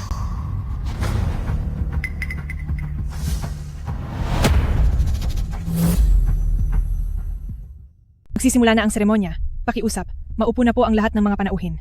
Maligayang pagdating sa seremonya ng paglulunsad ng pagtutulungan ng grupong Lanhai at grupong Feng Shuo. Ang naging napakalinaw na takbo ng proyektong ito ay dahil sa malaking tulong at pagsisikap ng asawa ng presidente. Kaya, naging matagumpay at malaki ang pag-unlad ng buong proyektong ito. Sa okasyong ito ngayong araw, huwag kang gagawa ng problema para sa madam. Kung hindi, hindi mo malalaman kung paano ka mapapahamak. Tisaka, madam, sa napakahalagang okasyong ito ngayong araw, darating ba si Presidente Fu? Abala siya kaya malamang ay hindi siya darating. Bakit ko ba nakalimutan si Presidente Fu? Kapag bigla siyang dumating, baka mabuko na ako nito. Siya pala ang nasa likod at sumusuporta sa impostor na ito. Mukhang may ilang tao na ang natataranta. Kapag natapos ko ng asikasuhin ang impostor na ito, isusunod na kitang lulutasin. Ang susunod naman, inaanyayahan po ang asawa ng presidente para magbigay ng maikling pahayag. Kamakailan lang, araw-gabi akong nagsikap na isulong ito. Para lamang magkaroon ng kooperasyon ang Lanhai at grupong Feng Shuo. Ngayong araw sa wakas ay makikita na ang bunga nito. Magaling, talaga namang napakahusay ng madam. Dahil napakahusay pala ng madam, pakipaliwanag naman po sa lahat ang konsepto ng disenyo. Nakagaling ni Ginang, kaya naman paki-eksplika. Sa lahat ang konsepto ng disenyo. Tumahimik ka. Ipapaliwanag ni Ginang ang konsepto ng disenyo. Ikaw na ignorante, maiintindihan mo ba? Ni hindi nga siya makapagsalita. Siyempre hindi ko talaga maiintindihan. Dahil binanggit mo iyan, ipapaliwanag ko na ito sa inyong lahat.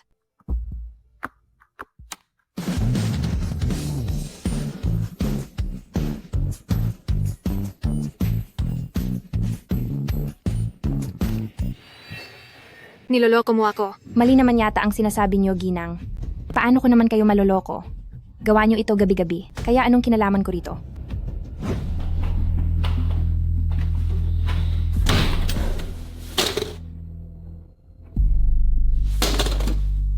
Gusto mo pa akong linlangin?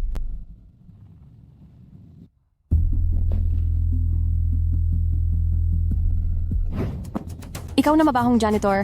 Ikaw ba ang nagnakaw ng USB ni Ginang? Binabalaan kita, ilabas mo na iyan ngayon din. Dahil kapag dumating na si Presidente Fu, ay hindi ka talaga makakaligtas. Sino ang hindi makakaligtas?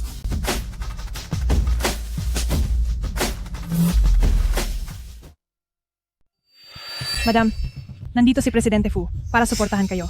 Presidente Fu, ang proyektong ito ay buong pusong tinutukan ni Madam mula simula at sa kanya ang lahat ng kredito rito. Pero ang babaeng ito, sabi niya siya ang gumawa ng proyektong ito at kung ano-ano pang paninira ang ginawa niya para lang mapahiya si Madam sa harap ng lahat. Ang proyektong ito ay talagang asawa ko ang gumawa. Walang kwentang janitress. Hindi ba't kanina lang ay nagmamalaki ka? Natuturuan mo si Madam ng leksyon? Bakit? Natatakot ka na ngayong nandito na si Presidente Fu? Ano ang gusto mong isigaw ko? Ikaw, ang nakuha mo palang kakampi ay si Presidente Fu? Si Mo Kichi ay ang tunay kong asawa.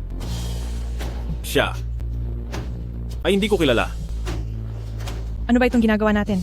Ang tunay na asawa ay nasa harap na natin. Pero tinulungan pa natin ang peking ito na insultuhin at pahirapan si Madam. Bumaba ka riyan.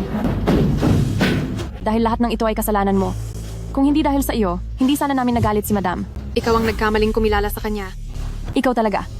Yan Wen na, hanggang ngayon ay naninisi ka, pa rin ng ibang tao.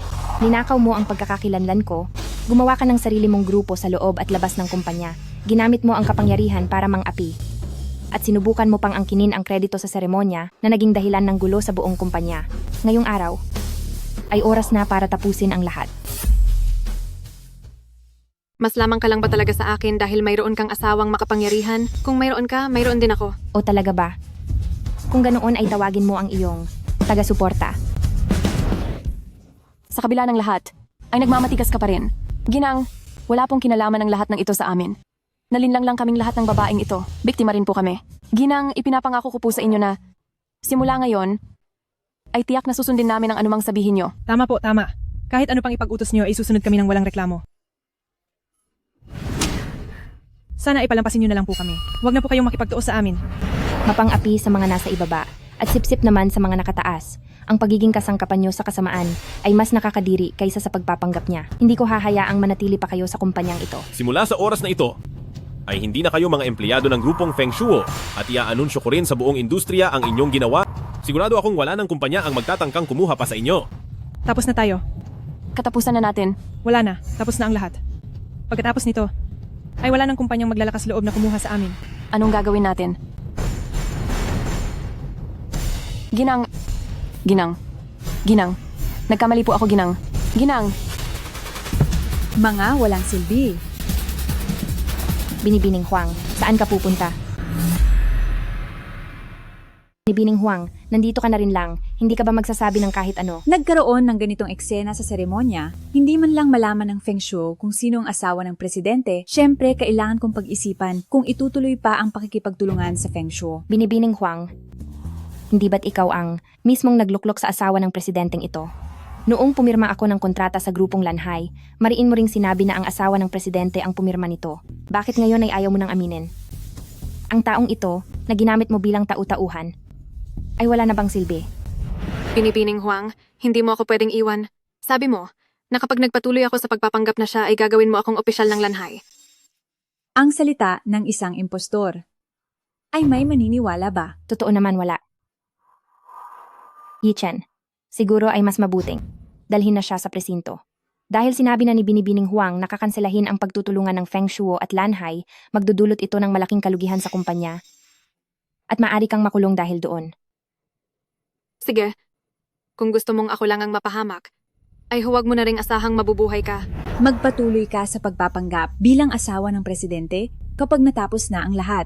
Ay hindi mawawala ang pabuya para sa iyo. Ako ang nag-utos sa kanya na magpanggap na asawa ng presidente, pero ginawa ko lang iyon para subukin ang Feng Shuo. Sayang lang, hindi nakapasa ang Feng Shuo sa aking pagsubok. Ipinapahayag ko na ang grupong Lanhai ay agad nang ititigil ang pakikipagtulungan sa Feng Shuo. Binibining Huang, kahit na ikaw ang project director ng Lanhai, ay wala ka namang karapatang kansilahin ang pakikipagtulungan, di ba? Siyempre, may karapatan ako. Dahil ako ang anak ng pinakamayamang tao, at ang buong grupong Lanhai ay pagmamay-ari ng tatay ko. Isang maliit na proyekto lang naman ito, kaya pwedeng kanselahin. Kaya pala si Binibining Huang ay ang anak na matagal ang hinahanap ng pinakamayamang tao. May gusto ka pa bang sabihin? Wala na. Kung ganoon ay kakanselahin ko na ang pakikipagtulungan sa Feng Shuo. May iba pa bang may reklamo?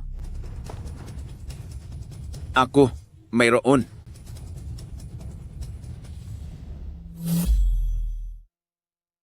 Hindi pa alam na ang mga grupong nasa ilalim ko ay kailangang makinig sa sasabihin mo. Nagkakamali po kayo, Ama.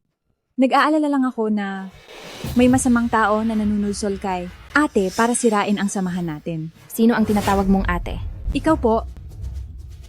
Ate, nagbibiro lang naman ako kanina sa inyo. Gusto kayong bigyan ng mahalagang tungkulin ni Tata, kaya kailangan niyang subukan ang kakayahan ninyong humarap sa sitwasyon. Sinusubukan ko lang kayo kanina.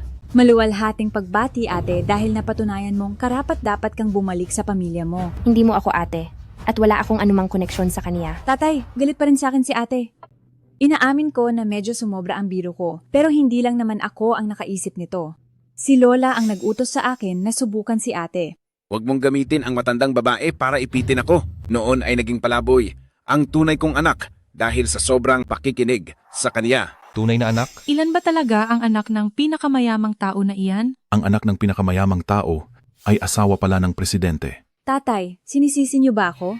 Huwag mo akong lokohin sa maliliit mong laro. Masyado kang pinalayo ng matanda kaya naging wala kang disiplina. Sinasabi ko sa iyo, kung susunod ka sa akin simula ngayon, ahayaan pa kitang manatili rito. Pero kung magtatangka ka pang kalabanin si Kiki, hindi kita mapapatawad. Siya, hindi mo siya anak. Siyempre hindi siya ang anak ko. Nakita ng matandang babae na kaawa-awa siya, kaya pinatira siya sa kanila. Dahil ba sa kanya? Kaya ayaw mo akong kilalanin? Oo, akala ko pinagtaksilan mo ang nanay ko. Hay nako, ang mabait kong anak. Kailan ko ba pinagtaksilan ang nanay mo? Dahil lang iyon sa matandang babae. At sasabihin ko sa iyo, ako si Mozenye ay may iisang anak lang at ikaw iyon. Haya ha ha ha. Oh, Lahat kayo, sasalubungin ko na ang aking anak at magdaraos ako ng isang piging para sa pagkilala sa kanya. Inaasahan ko ang pagdalo ninyong lahat pagdating ng araw na iyon. Oh, dumalo kayong lahat. Maluwalhating pagbati sa pinakamayamang mo dahil nahanap niyo na ang inyong anak. Maligayang pagbati sa inyo. Siguradong darating kami para sumuporta. Walang anuman. Kung ayaw mong pumunta, hindi mo kailangang gawin iyon. Pag-iisipan ko. Mabuti.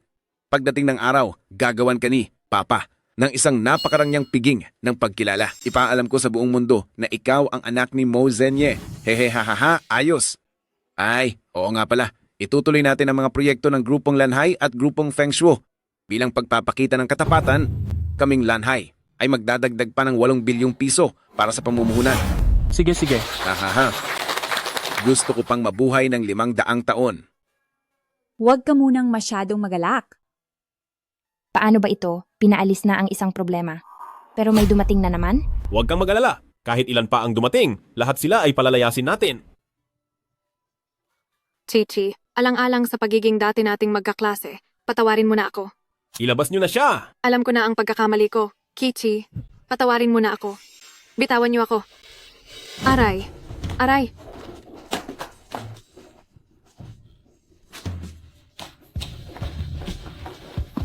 Hi. Gusto mong maging asawa ng presidente? Oo. Masyado kang nangarap ng gising. Sa itsura mong iyan, hindi mo na matutukso ang kuya ko. Pero pwede ka pang mang-abala sa kanya. Paghiwalayin mo silang dalawa at hahayaan kitang mabuhay. Sige, ikalawang young master. Tinitiyak kong magagawa ko ang misyon. Teka lang. Ibigay mo iyan dito. Itago mo yang mga balak mo. May alitan ba kayo ni Presidente Fu? Huwag mong itanong ang hindi dapat. Lumabas ka na. Walang magkapatid na nagtatanim ng galit ng matagal. Kung ganoon ay siguradong kay Mo Chichi siya may galit.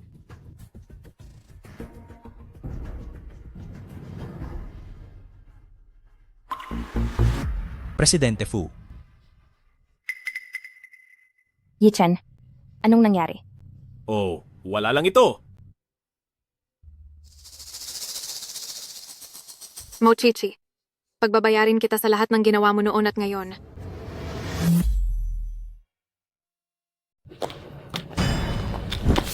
Hampas lupa. Sinasadya mong iwasan ako, di ba? Ay, naku. Sir Wang, paano naman kita maiiwasan? Masyado lang akong naging busy nitong nakaraan. Alam mo namang marami akong utang sa iyo. Kung hindi ako magtatrabaho, paano kita mababayaran, di ba? Mabuti naman at nakakaintindi ka. Dahil sinamahan mo ako noon, binigyan kita ng palugit na kalahating buwan. Ngayon, kahit anong mangyari, 2,400,000 piso ay dapat mo nang ibalik sa akin. Sir Wang, bigyan mo pa ako ng kahit ilang araw lang. Kapag binigyan mo ako ng ilang araw, siguradong mababayaran kita. Ilang araw na palugit? Ay hindi naman imposible. Kaya lang, depende iyan sa magiging performance mo. Sir Wang, alam ko na ang patakaran. Sa bahay mo ba tayo pupunta ngayon o sa hotel? Sa hotel, nandoon ang tigre kong asawa sa bahay. Ang galing mo talaga, Sir Wang. Tara na. Usapan na ito, interes pa lang ito, kailangan mo pa ring bayaran ng 2,400,000 piso. Siyempre, hindi mababawasan kahit isang kusing. Kaya lang, Bakit? may isang taong palaging nanggugulo sa akin. Ayan, siya iyon. Sir Wang, may magagawa ka ba? Pwede kitang tulungan? Pero ano ang mapapala ko rito? Isa siyang ulila. Kapag nasa kamay mo na siya, hindi ba magagawa mo na? Ang kahit anong gusto mo? Sige. Kaya bibigyan. Kita ng palugit na 15 araw. Mahal, nasaan ka na? Isang kanto na lang. Maghintay ka lang sa baba. Malapit na ako. Anong nangyari? Presidente Fu, sandali lang at bababa ako para tignan.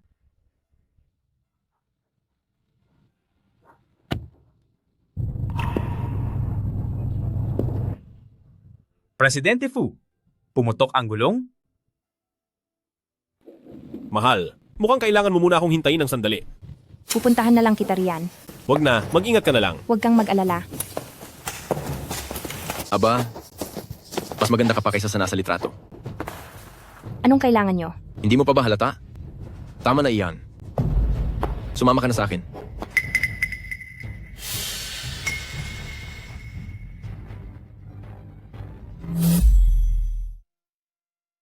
Tama na. Sumama ka sa akin. Walang hiyang babae ka. Ayaw mo talaga ng maayos, ha? Saklolo! Bitawan mo ako, bitawan mo ako. Bakit wala pa si Yichen? Hindi ko na kayang ituloy ang pag-arte. Sino ka ba? Sinisira mo ang plano ko. Young Master Fu, Bakit ang pangalawang Fu ang nandito? Itong nangyayari ngayon. Baka kasali rin siya? Aling kamay ang humawak sa kanya kanina? Ang maruming kamay na iyan ay hindi na kailangan. hindi mo ba narinig ang sinabi ng Young Master? Natatakot ka ba? Oo. Natatakot ako. Masyado naman ang kuya ko. Bakit kanya hinaya ang maglakad ng mag-isa? Napakapiligroso kaya. Kung wala ka, hindi ako mapapahamak. Parating na si Yichen. Pero bakit ka nandito ng ganito na kagabi? Ang Angkang Fu ay may higit sa isang presidente Fu. Pumunta lang ako rito sa kumpanya ng Angkang Fu para tumingin-tingin. Wala namang problema doon, di ba? Ngayon ay sa wakas na intindihan ko na ang sinabi ni Yichen na hindi siya dapat pinagbibigyan. Na tama lang nasaktan siya kung kinakailangan. Nalamigan ka ba? Hindi na kailangan. Hindi na.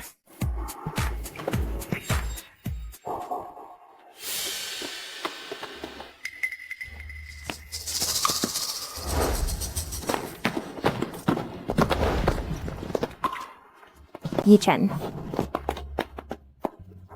Wala ka bang balak magpaliwanag? Ano namang ipapaliwanag ko, kuya? Ganyan mo ba talaga tinatrato ang taong nagligtas sa buhay ng hipag ko? Hay, sayang naman kung hindi pag-aaralin ng pag-arte ang pangalawang binata Fu. Hay, mukhang sa araw na ito ay sagabal lang ako rito. Ipag, mauuna na ako. Oh, siya nga pala. Huwag mong kalilimutan na ngayong gabi ay ako ang nagligtas sa iyo. May utang na loob ka sa akin. Ang grupong Fu ay magpapalawak na ng negosyo sa ibang bansa. Pumunta ka na roon ngayong gabi. Sige.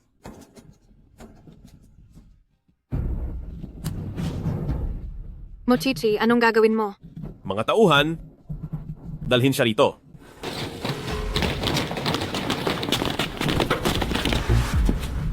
Ano sa tingin mo? Ano ba ang binalak mong gagawin sa akin kanina? Subukan mo lang. Siyempre hindi ko gagawin yon. Ang mga bagay na labag sa batas ay hinding-hindi ko gagawin. Mga tauhan, ilabas siya. Huwag niyo akong hawakan. Bitawan niyo ako. Pakawalan niyo ako. Maayos ka lang ba? Masyado ka namang nag-aalala. Siyempre maayos lang ako. Napakatalino ko kaya. Pero ngayong pinalayas mo si Fu Yihan sa ibang bansa, baka magalit ang nanay mo, di ba? Ayos lang ako. Ako ang masusunod sa grupong Fu. Tara na.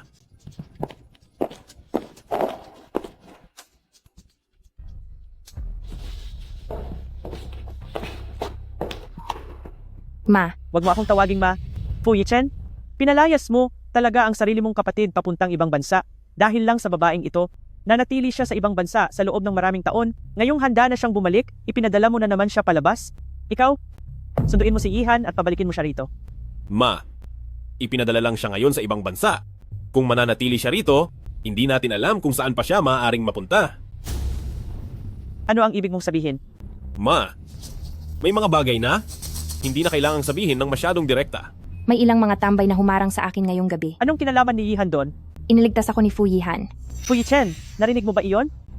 Iniligtas siya ng kapatid mo, tapos ipinadala mo pa siya sa ibang bansa. May puso ka pa ba? Masyado kang manhid at walang puso. Siya ang kumuha sa mga taong iyon. Ano ang sinabi mo?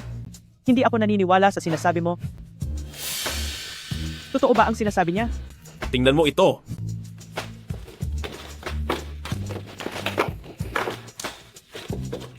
Ito ay... Palaging iniimbestigahan ng paborito mong anak si Kiki at nagpadala pa siya ng mga taong susunod sa kanya. Ang ilan sa kanyang mga kasabwat ay nahuli na at nakulong. Isipin mo kung mananatili siya rito. Ano sa tingin mo ang mangyayari sa kanya? Dahil lang sa isa kang anak ng pinakamayamang tao, kaya ko hinayaang manatili ka rito. Hindi ko akalaing nagpatira ako ng isang salot. Ma. Bakit? May mali ba sa sinabi ko? Simula nang pumasok siya sa pamilya natin, wala na tayong kapayapaan sa bahay. Nagsimula ito sa gulo sa bangketeng pasasalamat at ngayon naman ay ang seremonya ng inaugurasyon. Kung hindi mo pa rin maayos ng mabuti ang mga bagay na ito, kakailanganin ko ng pag-isipan kung may kakayahan ka bang humawak sa Angkang Fu. Sige, bawiin mo na ang grupong Fu kung gusto mo. Wala akong pakialam. Ang mahalaga lang sa akin ay si Kiki. Tara. Kapag ba bumalik ako para kilalanin ang pamilya ko, hindi mo nababawiin ang karapatan sa pagmana sa grupong Fu. Kiki, ikaw? Alam ko ang halaga ng grupong Fu sa puso mo. Hindi ko hahayaang makuha ito ng iba ng ganoon kadali. Babalik ako para kilalanin ang pamilya ko at sa oras na iyon ang katayuan ko ay magiging sapat na para sa grupong Fu, di ba? Depende yan, kung makakabalik ka pa. Hindi ito ang grupong Fu. Pakiusap, lumabas ka na. Sige. Ako na nga itong nagmamalasakit, ako pa ang naging masama. Hindi ba't ginagawa ko lang ito para sa ikabubuti mo?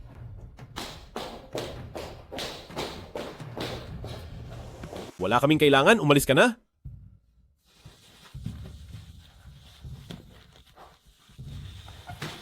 Asawa ko, salamat. Para saan? Salamat dahil handa kang kilalanin ang pamilya mo para sa akin.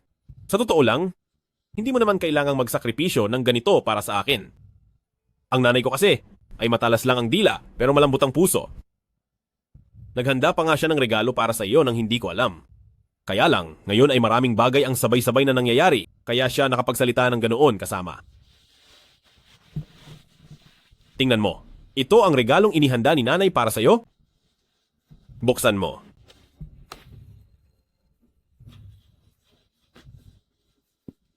$6,786,400 Sa susunod na maghahanda ka ng regalo para sa akin, tandaan mong gumamit ng ibang card, wala man lang kaabog-abog.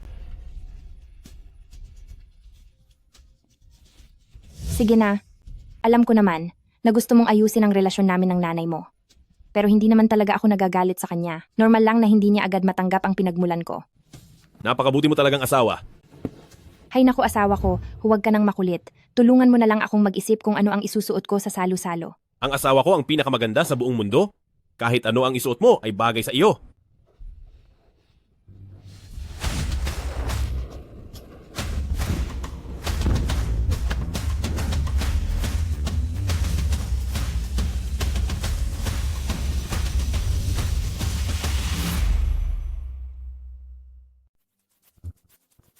Anong ginagawa mo rito? Bakit? Hindi mo ako inimbitahan. Pero inimbitahan ako ng asawa ko. Di ba? Asawa ko? Oo, mas panatag ang loob ko kapag nandito ka. Kailan pa ba sila nagkaroon ng atraso sa isa't isa? Chiki, ako ang tatay mo. Nandito ka sa tatay mo, bakit ka naman mababalisa? Sa totoo lang, ilang araw pa lang tayong nagkakilala. Sa mundong ito, wala nang hihigit pa kay Yi Chen na nakapagpapanatag sa akin. Gusto mo bang pumasok na muna tayo? Tara. Kumusta ang paligid? Talagang naglakas loob ka pang pumunta rito Dahil lang sa dala niyang lumang pulseras. Sigurado ka na agad na anak mo siya at nagpamagarbo ka pa talaga ng banquet para sa pagkilala sa kanya. Alam mo ba kung gaano karami ang mga manloloko ngayon?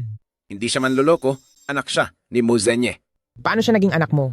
Nagpa-DNA test ka na ba sa kanya? Sinasabi ko sa iyo, hindi ko ito tatanggapin. Hindi ko kailangan ng pagsang-ayon mo. Basta't pumayag ako, siya na ang anak ni Mo Zenye at ang tanging tagapagmana ng pamilya mo. Nababaliw ka na ba? Naglakas loob kang kumuha ng babaeng hindi naman kilala ang pinagmulan para maging tagapagmana mo. Gusto mo ba akong mamatay sa galit? Nung pilit mo kaming pinaghiwalay ng nanay ni Chiki, kaya siya namatay sa sobrang kalungkutan. Ngayong nahanap ko na ang anak namin, hindi ko nahahayaang mawala pa siyang muli. Kahit anong mangyari ay hindi na ito magbabago. Mamaya ay formal ko nang iaanunsyo na siya na ang tanging tagapagmana ng pamilya mo. Hindi ko pinapayagan. Pareho lang kayo ng babaeng nagluwal sa iyo. Na napakababa, hanggat narito pa ako.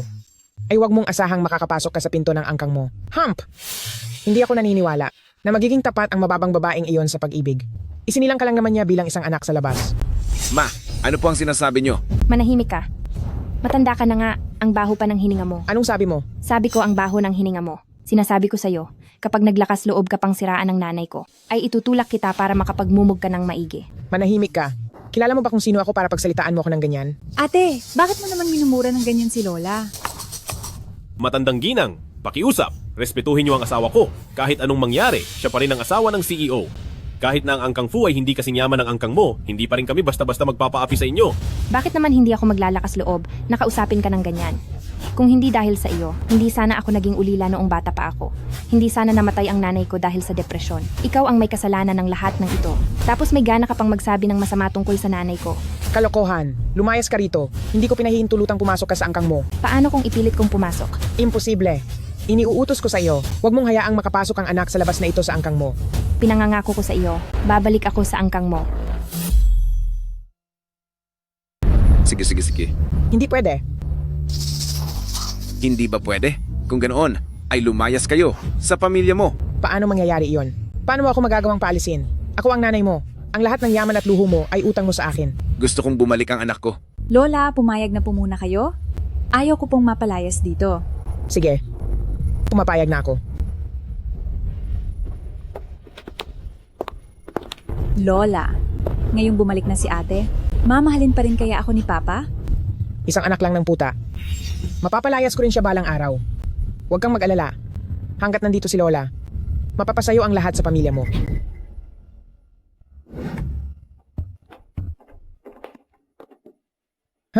Akala naman niya ay isa siyang tunay na senyorita.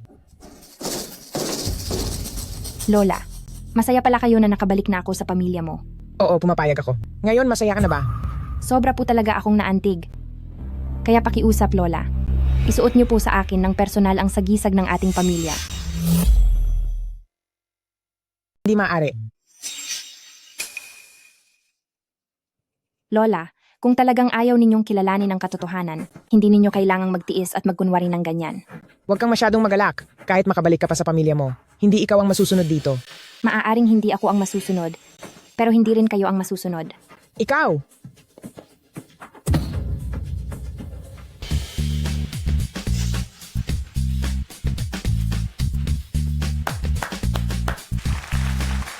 Kiki, maligayang pagbabalik sa ating tahanan.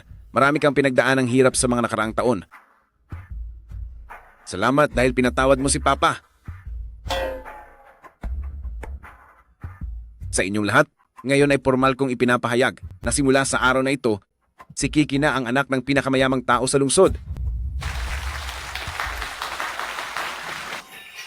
Maligayang pagbabalik, ate. Napakasaya ko para sa iyo. Masyado akong nababagot kapag mag-isa, kaya ngayong narito ka na, may makakasama na ako sa wakas. Masyado lang akong natuwa at hindi ko na napansin ang aking kinikilos. Hindi ka naman magagalit sa akin, di ba, ate?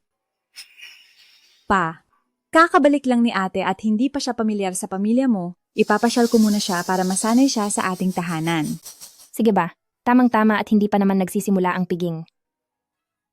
Dahil may lakas siya ng loob na hamunin ako, wala akong dahilan para umiwas sa kanya at titingnan ko kung ano ang balak niyang gawin. Ito ang kwartong espesyal na inihanda ni tatay para sa iyo. At pati itong aparador, kahit na wala pa itong laman sa ngayon, kapag kailangan mo ng anumang damit sa hinaharap, maaari kang humingi sa akin. Binibigyan ako ni Lola ng maraming damit taon-taon, dahil hindi ko na ito maisuot lahat, maaari kitang bigyan ng ilan sa mga ito. Ikaw na ang anak ng pinakamayamang tao sa hinaharap, kaya huwag ka nang magsuot ng mga pekeng gamit na ito. Nakakahiya kaya, kapag nakita ito ni Lola, tiyak na magagalit na naman siya sa iyo. Akala mo ba ay hindi ko kayang bumili ng bagong damit, kaya isusuot ko ang mga pinaglumaan mo? Masyado mo bang minamaliit ang asawa ng CEO ng FU? Huwag mong isipin na hindi ko alam. Ang katayuan mo bilang asawa ng CEO ng FU, hindi pa sigurado kung magiging matatag ka sa posisyong iyan. Ang matandang Madam Fu ay hindi kailanman kinilala ang katayuan mo, anong klaseng asawa ng CEO ka.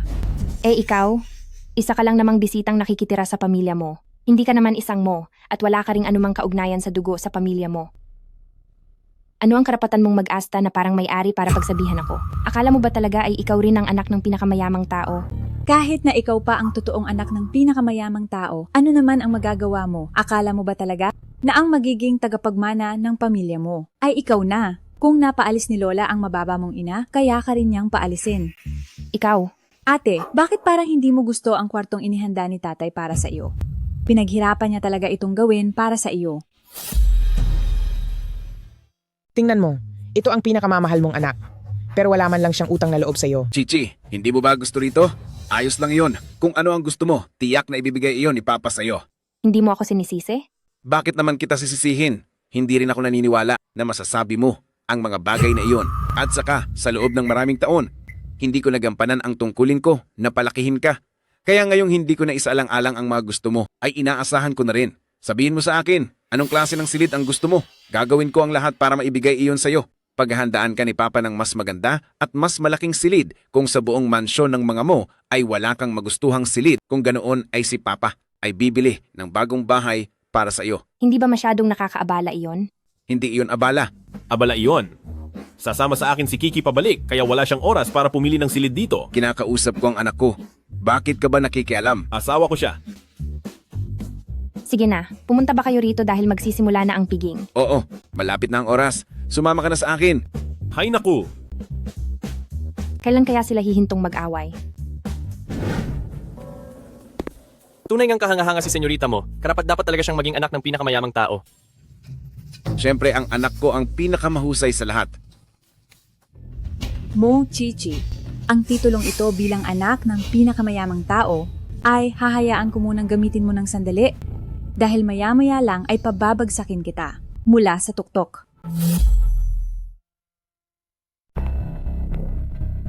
Aba, hindi ba si Binibining Huang ito? Maraming tao rito. Mag-usap tayo sa ibang lugar.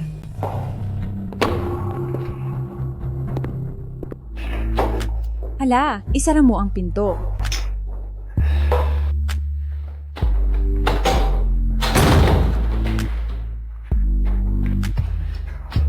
Miss na kita. Hindi mo na ako pinupuntahan nitong mga nakaraang araw. Nagrereklamo ka pang hindi kita pinupuntahan, samantalang ang mga mata mo ay nakatitig na doon sa malanding iyon. Hinding-hindi iyan mangyayari. Alam mo, gusto ko talagang malaman kung sino sa inyong dalawa ang mas mabango. Napakababaero mo talaga. Pero, kung gusto ni Ginoong Xiong, tutulungan kita. Aba, ayos yan.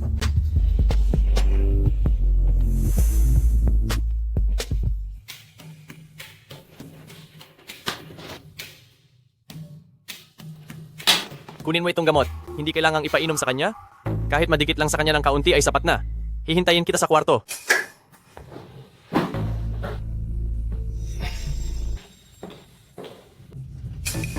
Maghahanap sana ako sa iyo, pero heto ka at kusa ring lumapit. Hahanapin pa lang sana kita, pero kusa ka namang lumapit sa akin. Ate, bakit ka nandito? May kailangan ka ba? Ikaw pa naman ang bida ngayong araw. Bakit ka nag-iisang nakatulala rito sa pasilyo? Tara, pumasok na tayo sa loob. Gusto ko lang mapag-isa muna. Ganoon ba? Tamang-tama pala. Sasamahan na lang kitang maglakad-lakad, ate. Ang piging na ito ay laging idinadaos ni Lola para sa akin. Sawang-sawa na ako rito. Tayo lang dalawa ang nandito ngayon. Hindi mo na kailangang magpanggap na mabait. Ang boring mo naman.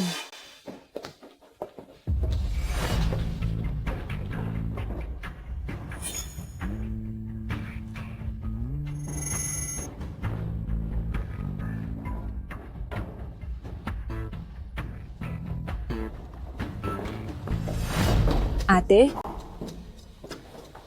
uminom ka muna ng alak.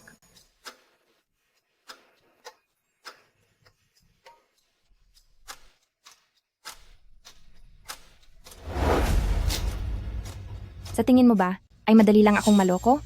Ate, ano bang sinasabi mo? Hindi kita maintindihan. Ang sobrang pagpapakitang tao ng walang dahilan ay tiyak na may masamang pakay. Hindi ko na kailangang ibulgar pa ang mga pakana mo. Ako? Hindi ko naman sinasadya.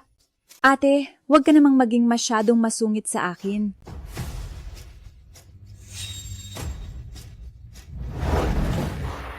Anong ginagawa mo?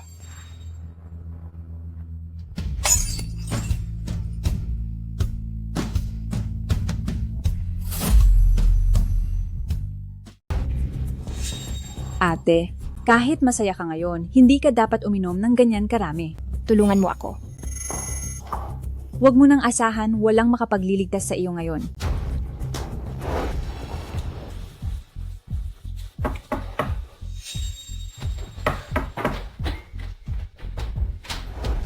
Haha, bilis, pasok na rito. Tingnan mo kung gaano ka kaatat. May magandang babae sa piling ko. Paano akong hindi magmamadali?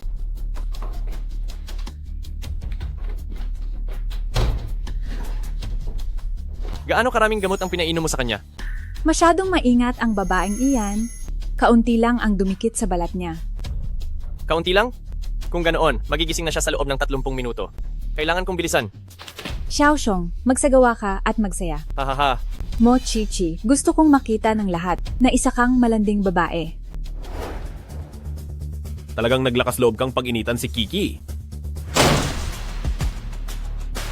Gusto mo na bang mamatay? Chiki! Nasaan ang panlaban sa lason? Walang panlaban. Ulitin mo ang sinabi mo. Hindi malala ang pagkalaso niya. Uminom lang siya ng tubig ay magiging maayos na siya.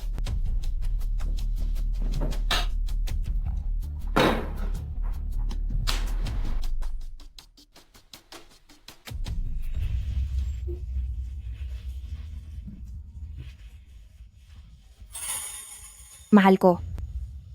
Ama, hindi ko rin akalain na ganito pala kalandi ang aking ate. Sa ganitong kaimportanteng araw, hindi pa rin niya nakakalimutang lumandi ng lalaki.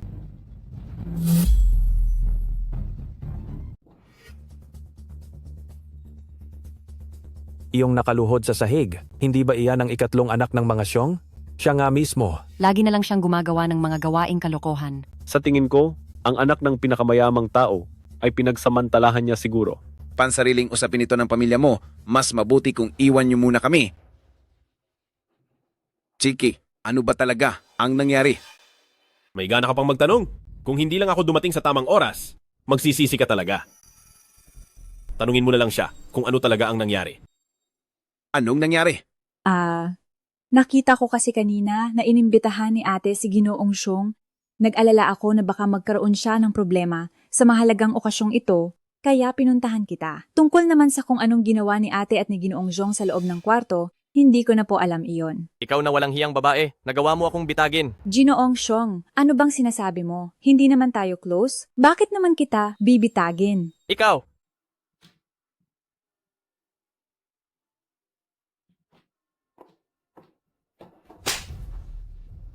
Dapat ay hindi na kita papansinin, pero ang naging pagkakamali mo ay ang patuloy na pang-iinis sa akin. Anong karapatan mong saktan ako? Ikaw naman talaga ang lumalandi sa mga lalaki. Anong pakialam ko doon? Tumahimik ka. Sinasabi ko sa iyo, wala akong pakialam sa pagiging anak ng pinakamayamang tao. Kahit wala iyon, kaya kong yumaman gamit ang sarili kong kakayahan. Bumalik ako. Dahil lang sa aking ama at dahil lang sa pamilyang ito. Gusto mo lang talagang makapasok sa pamilya mo? Ang sino naman ang maniniwala sa mga sinasabi mo?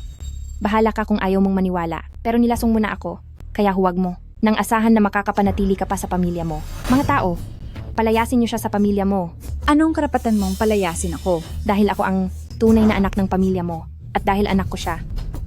Kayo? Ilabas siya. Minto. Tingnan ko lang kung sinong mangangahas na ilayo ang apo ko. Umalis kayo. Nay, sa ganitong pagkakataon, kakampihan niyo pa rin siya? Si Yun ay pinalaki ko mula pagkabata. Hindi siya katulad ng anak sa labas na iyon. Sinasabi niyo na may kasalanan siya. Pero may ebidensya ba kayo? Ha? Kung walang ebidensya, huwag niyo siyang palalayasin. Sa tingin ko ay si Yun lang.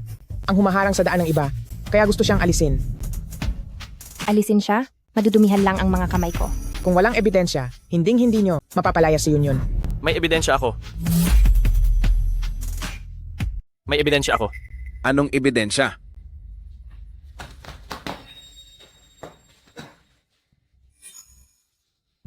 Iniisip ko noon na panonoorin ko ito ng dahan-dahan sa susunod. Masyadong alerto ang babaeng iyon. Kaunti lang ang dumikit sa balat niya. Ang video recording. Kunin mo! Presidente Fu, bumabawi lang po ako sa nagawa ko. Nagsimula na ang recording bago pa pumasok ang babaeng iyon. Mukhang na-record din noong nakatulog si senyorita mo hanggang sa magising siya.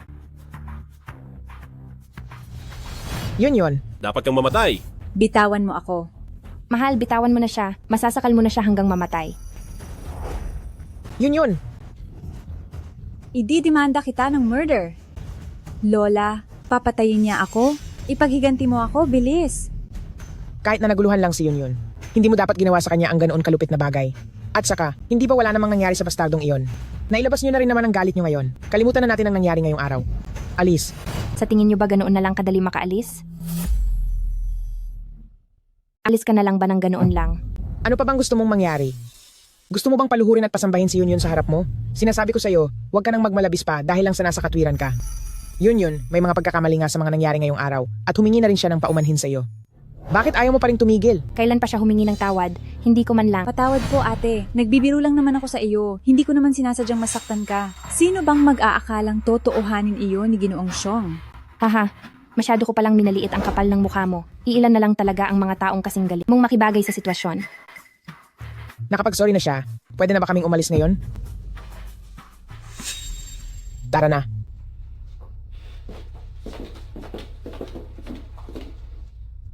Chichi, hahayaan mo na lang ba siyang makaalis ng ganoon lang? Ano pa bang magagawa ko?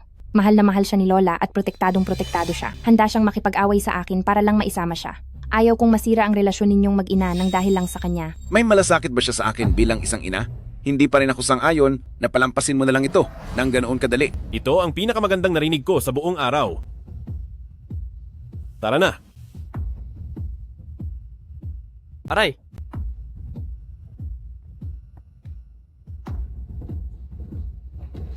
Anong ginagawa ninyo? Binibining Huang, sumama po kayo sa amin? Hoy, anong ginagawa ninyo? Bakit ninyo ako hinuhuli, Lola? Bitawan ninyo ang apo ko. Walang sinuman ang makakaligtas sa iyo ngayong araw. Ang makapagliligtas sa iyo. Ilayo siya. Ayun yun. Salamat po, Papa. Mabuti kong anak. Teka lang. Uncle Mo, ayusin niyo muna ang inyong mga problema sa pamilya bago niyo puntahan si Kiki. Ayaw kong hayaan ang aking asawa na malagay sa panganib araw-araw. Halika na, Kichi. Hoy, bata ka. Kinuha mo na nga ang anak ko. Hindi pa tayo tapos magtuos. Ang lakas ng loob mong harangan ako. Sandali, huwag ka munang umalis. Utusan mo agad ang bastardong iyan na pakawalan si Yun. Ma, nalilito na yata kayo? Sino ba itong Yun na sinasabi nyo? Mukhang dahil sa inyong katandaan, nagiging ulyani na kayo. Ako. Mga tauhan. Teka, ano ang ginagawa nyo? Ano ang ginagawa nyo? Ma, pinapapunta ko lang kayo sa isang lugar para makapagpahinga ng maayos. Walang utang na loob na anak. Saan mo ako dadalhin? Kung ayaw nyo namang magpahinga ng tahimik, papasamahin kita sa iyong Yun. Hempe, huwag mong isiping wala akong alam sa lahat ng iyong mga ginawang maruruming gawain. Ilayo siya. Lapastangan kang anak. Traidor. Uy, anak, ayan na.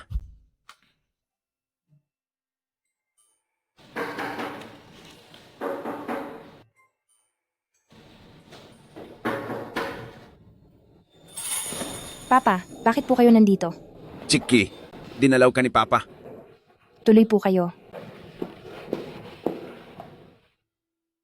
Pasok nyo na iyan.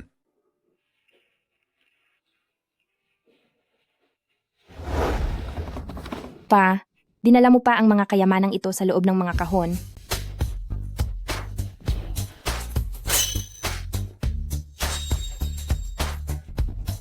Gawa pala ito ng sikat na designer na si Ruyuan. Ang jade ring face na ito ay nagkakahalaga na ng 77 milyong piso. Ay, Pa, masyado naman kayong kampante. huwag mo nang isipin ang mga iyan. Gusto mo ba ito? Sino ba ang hindi may gusto sa alahas? Basta gusto mo, bibigyan pa kita ng marami ni Papa. Salamat po, Papa. Matanda.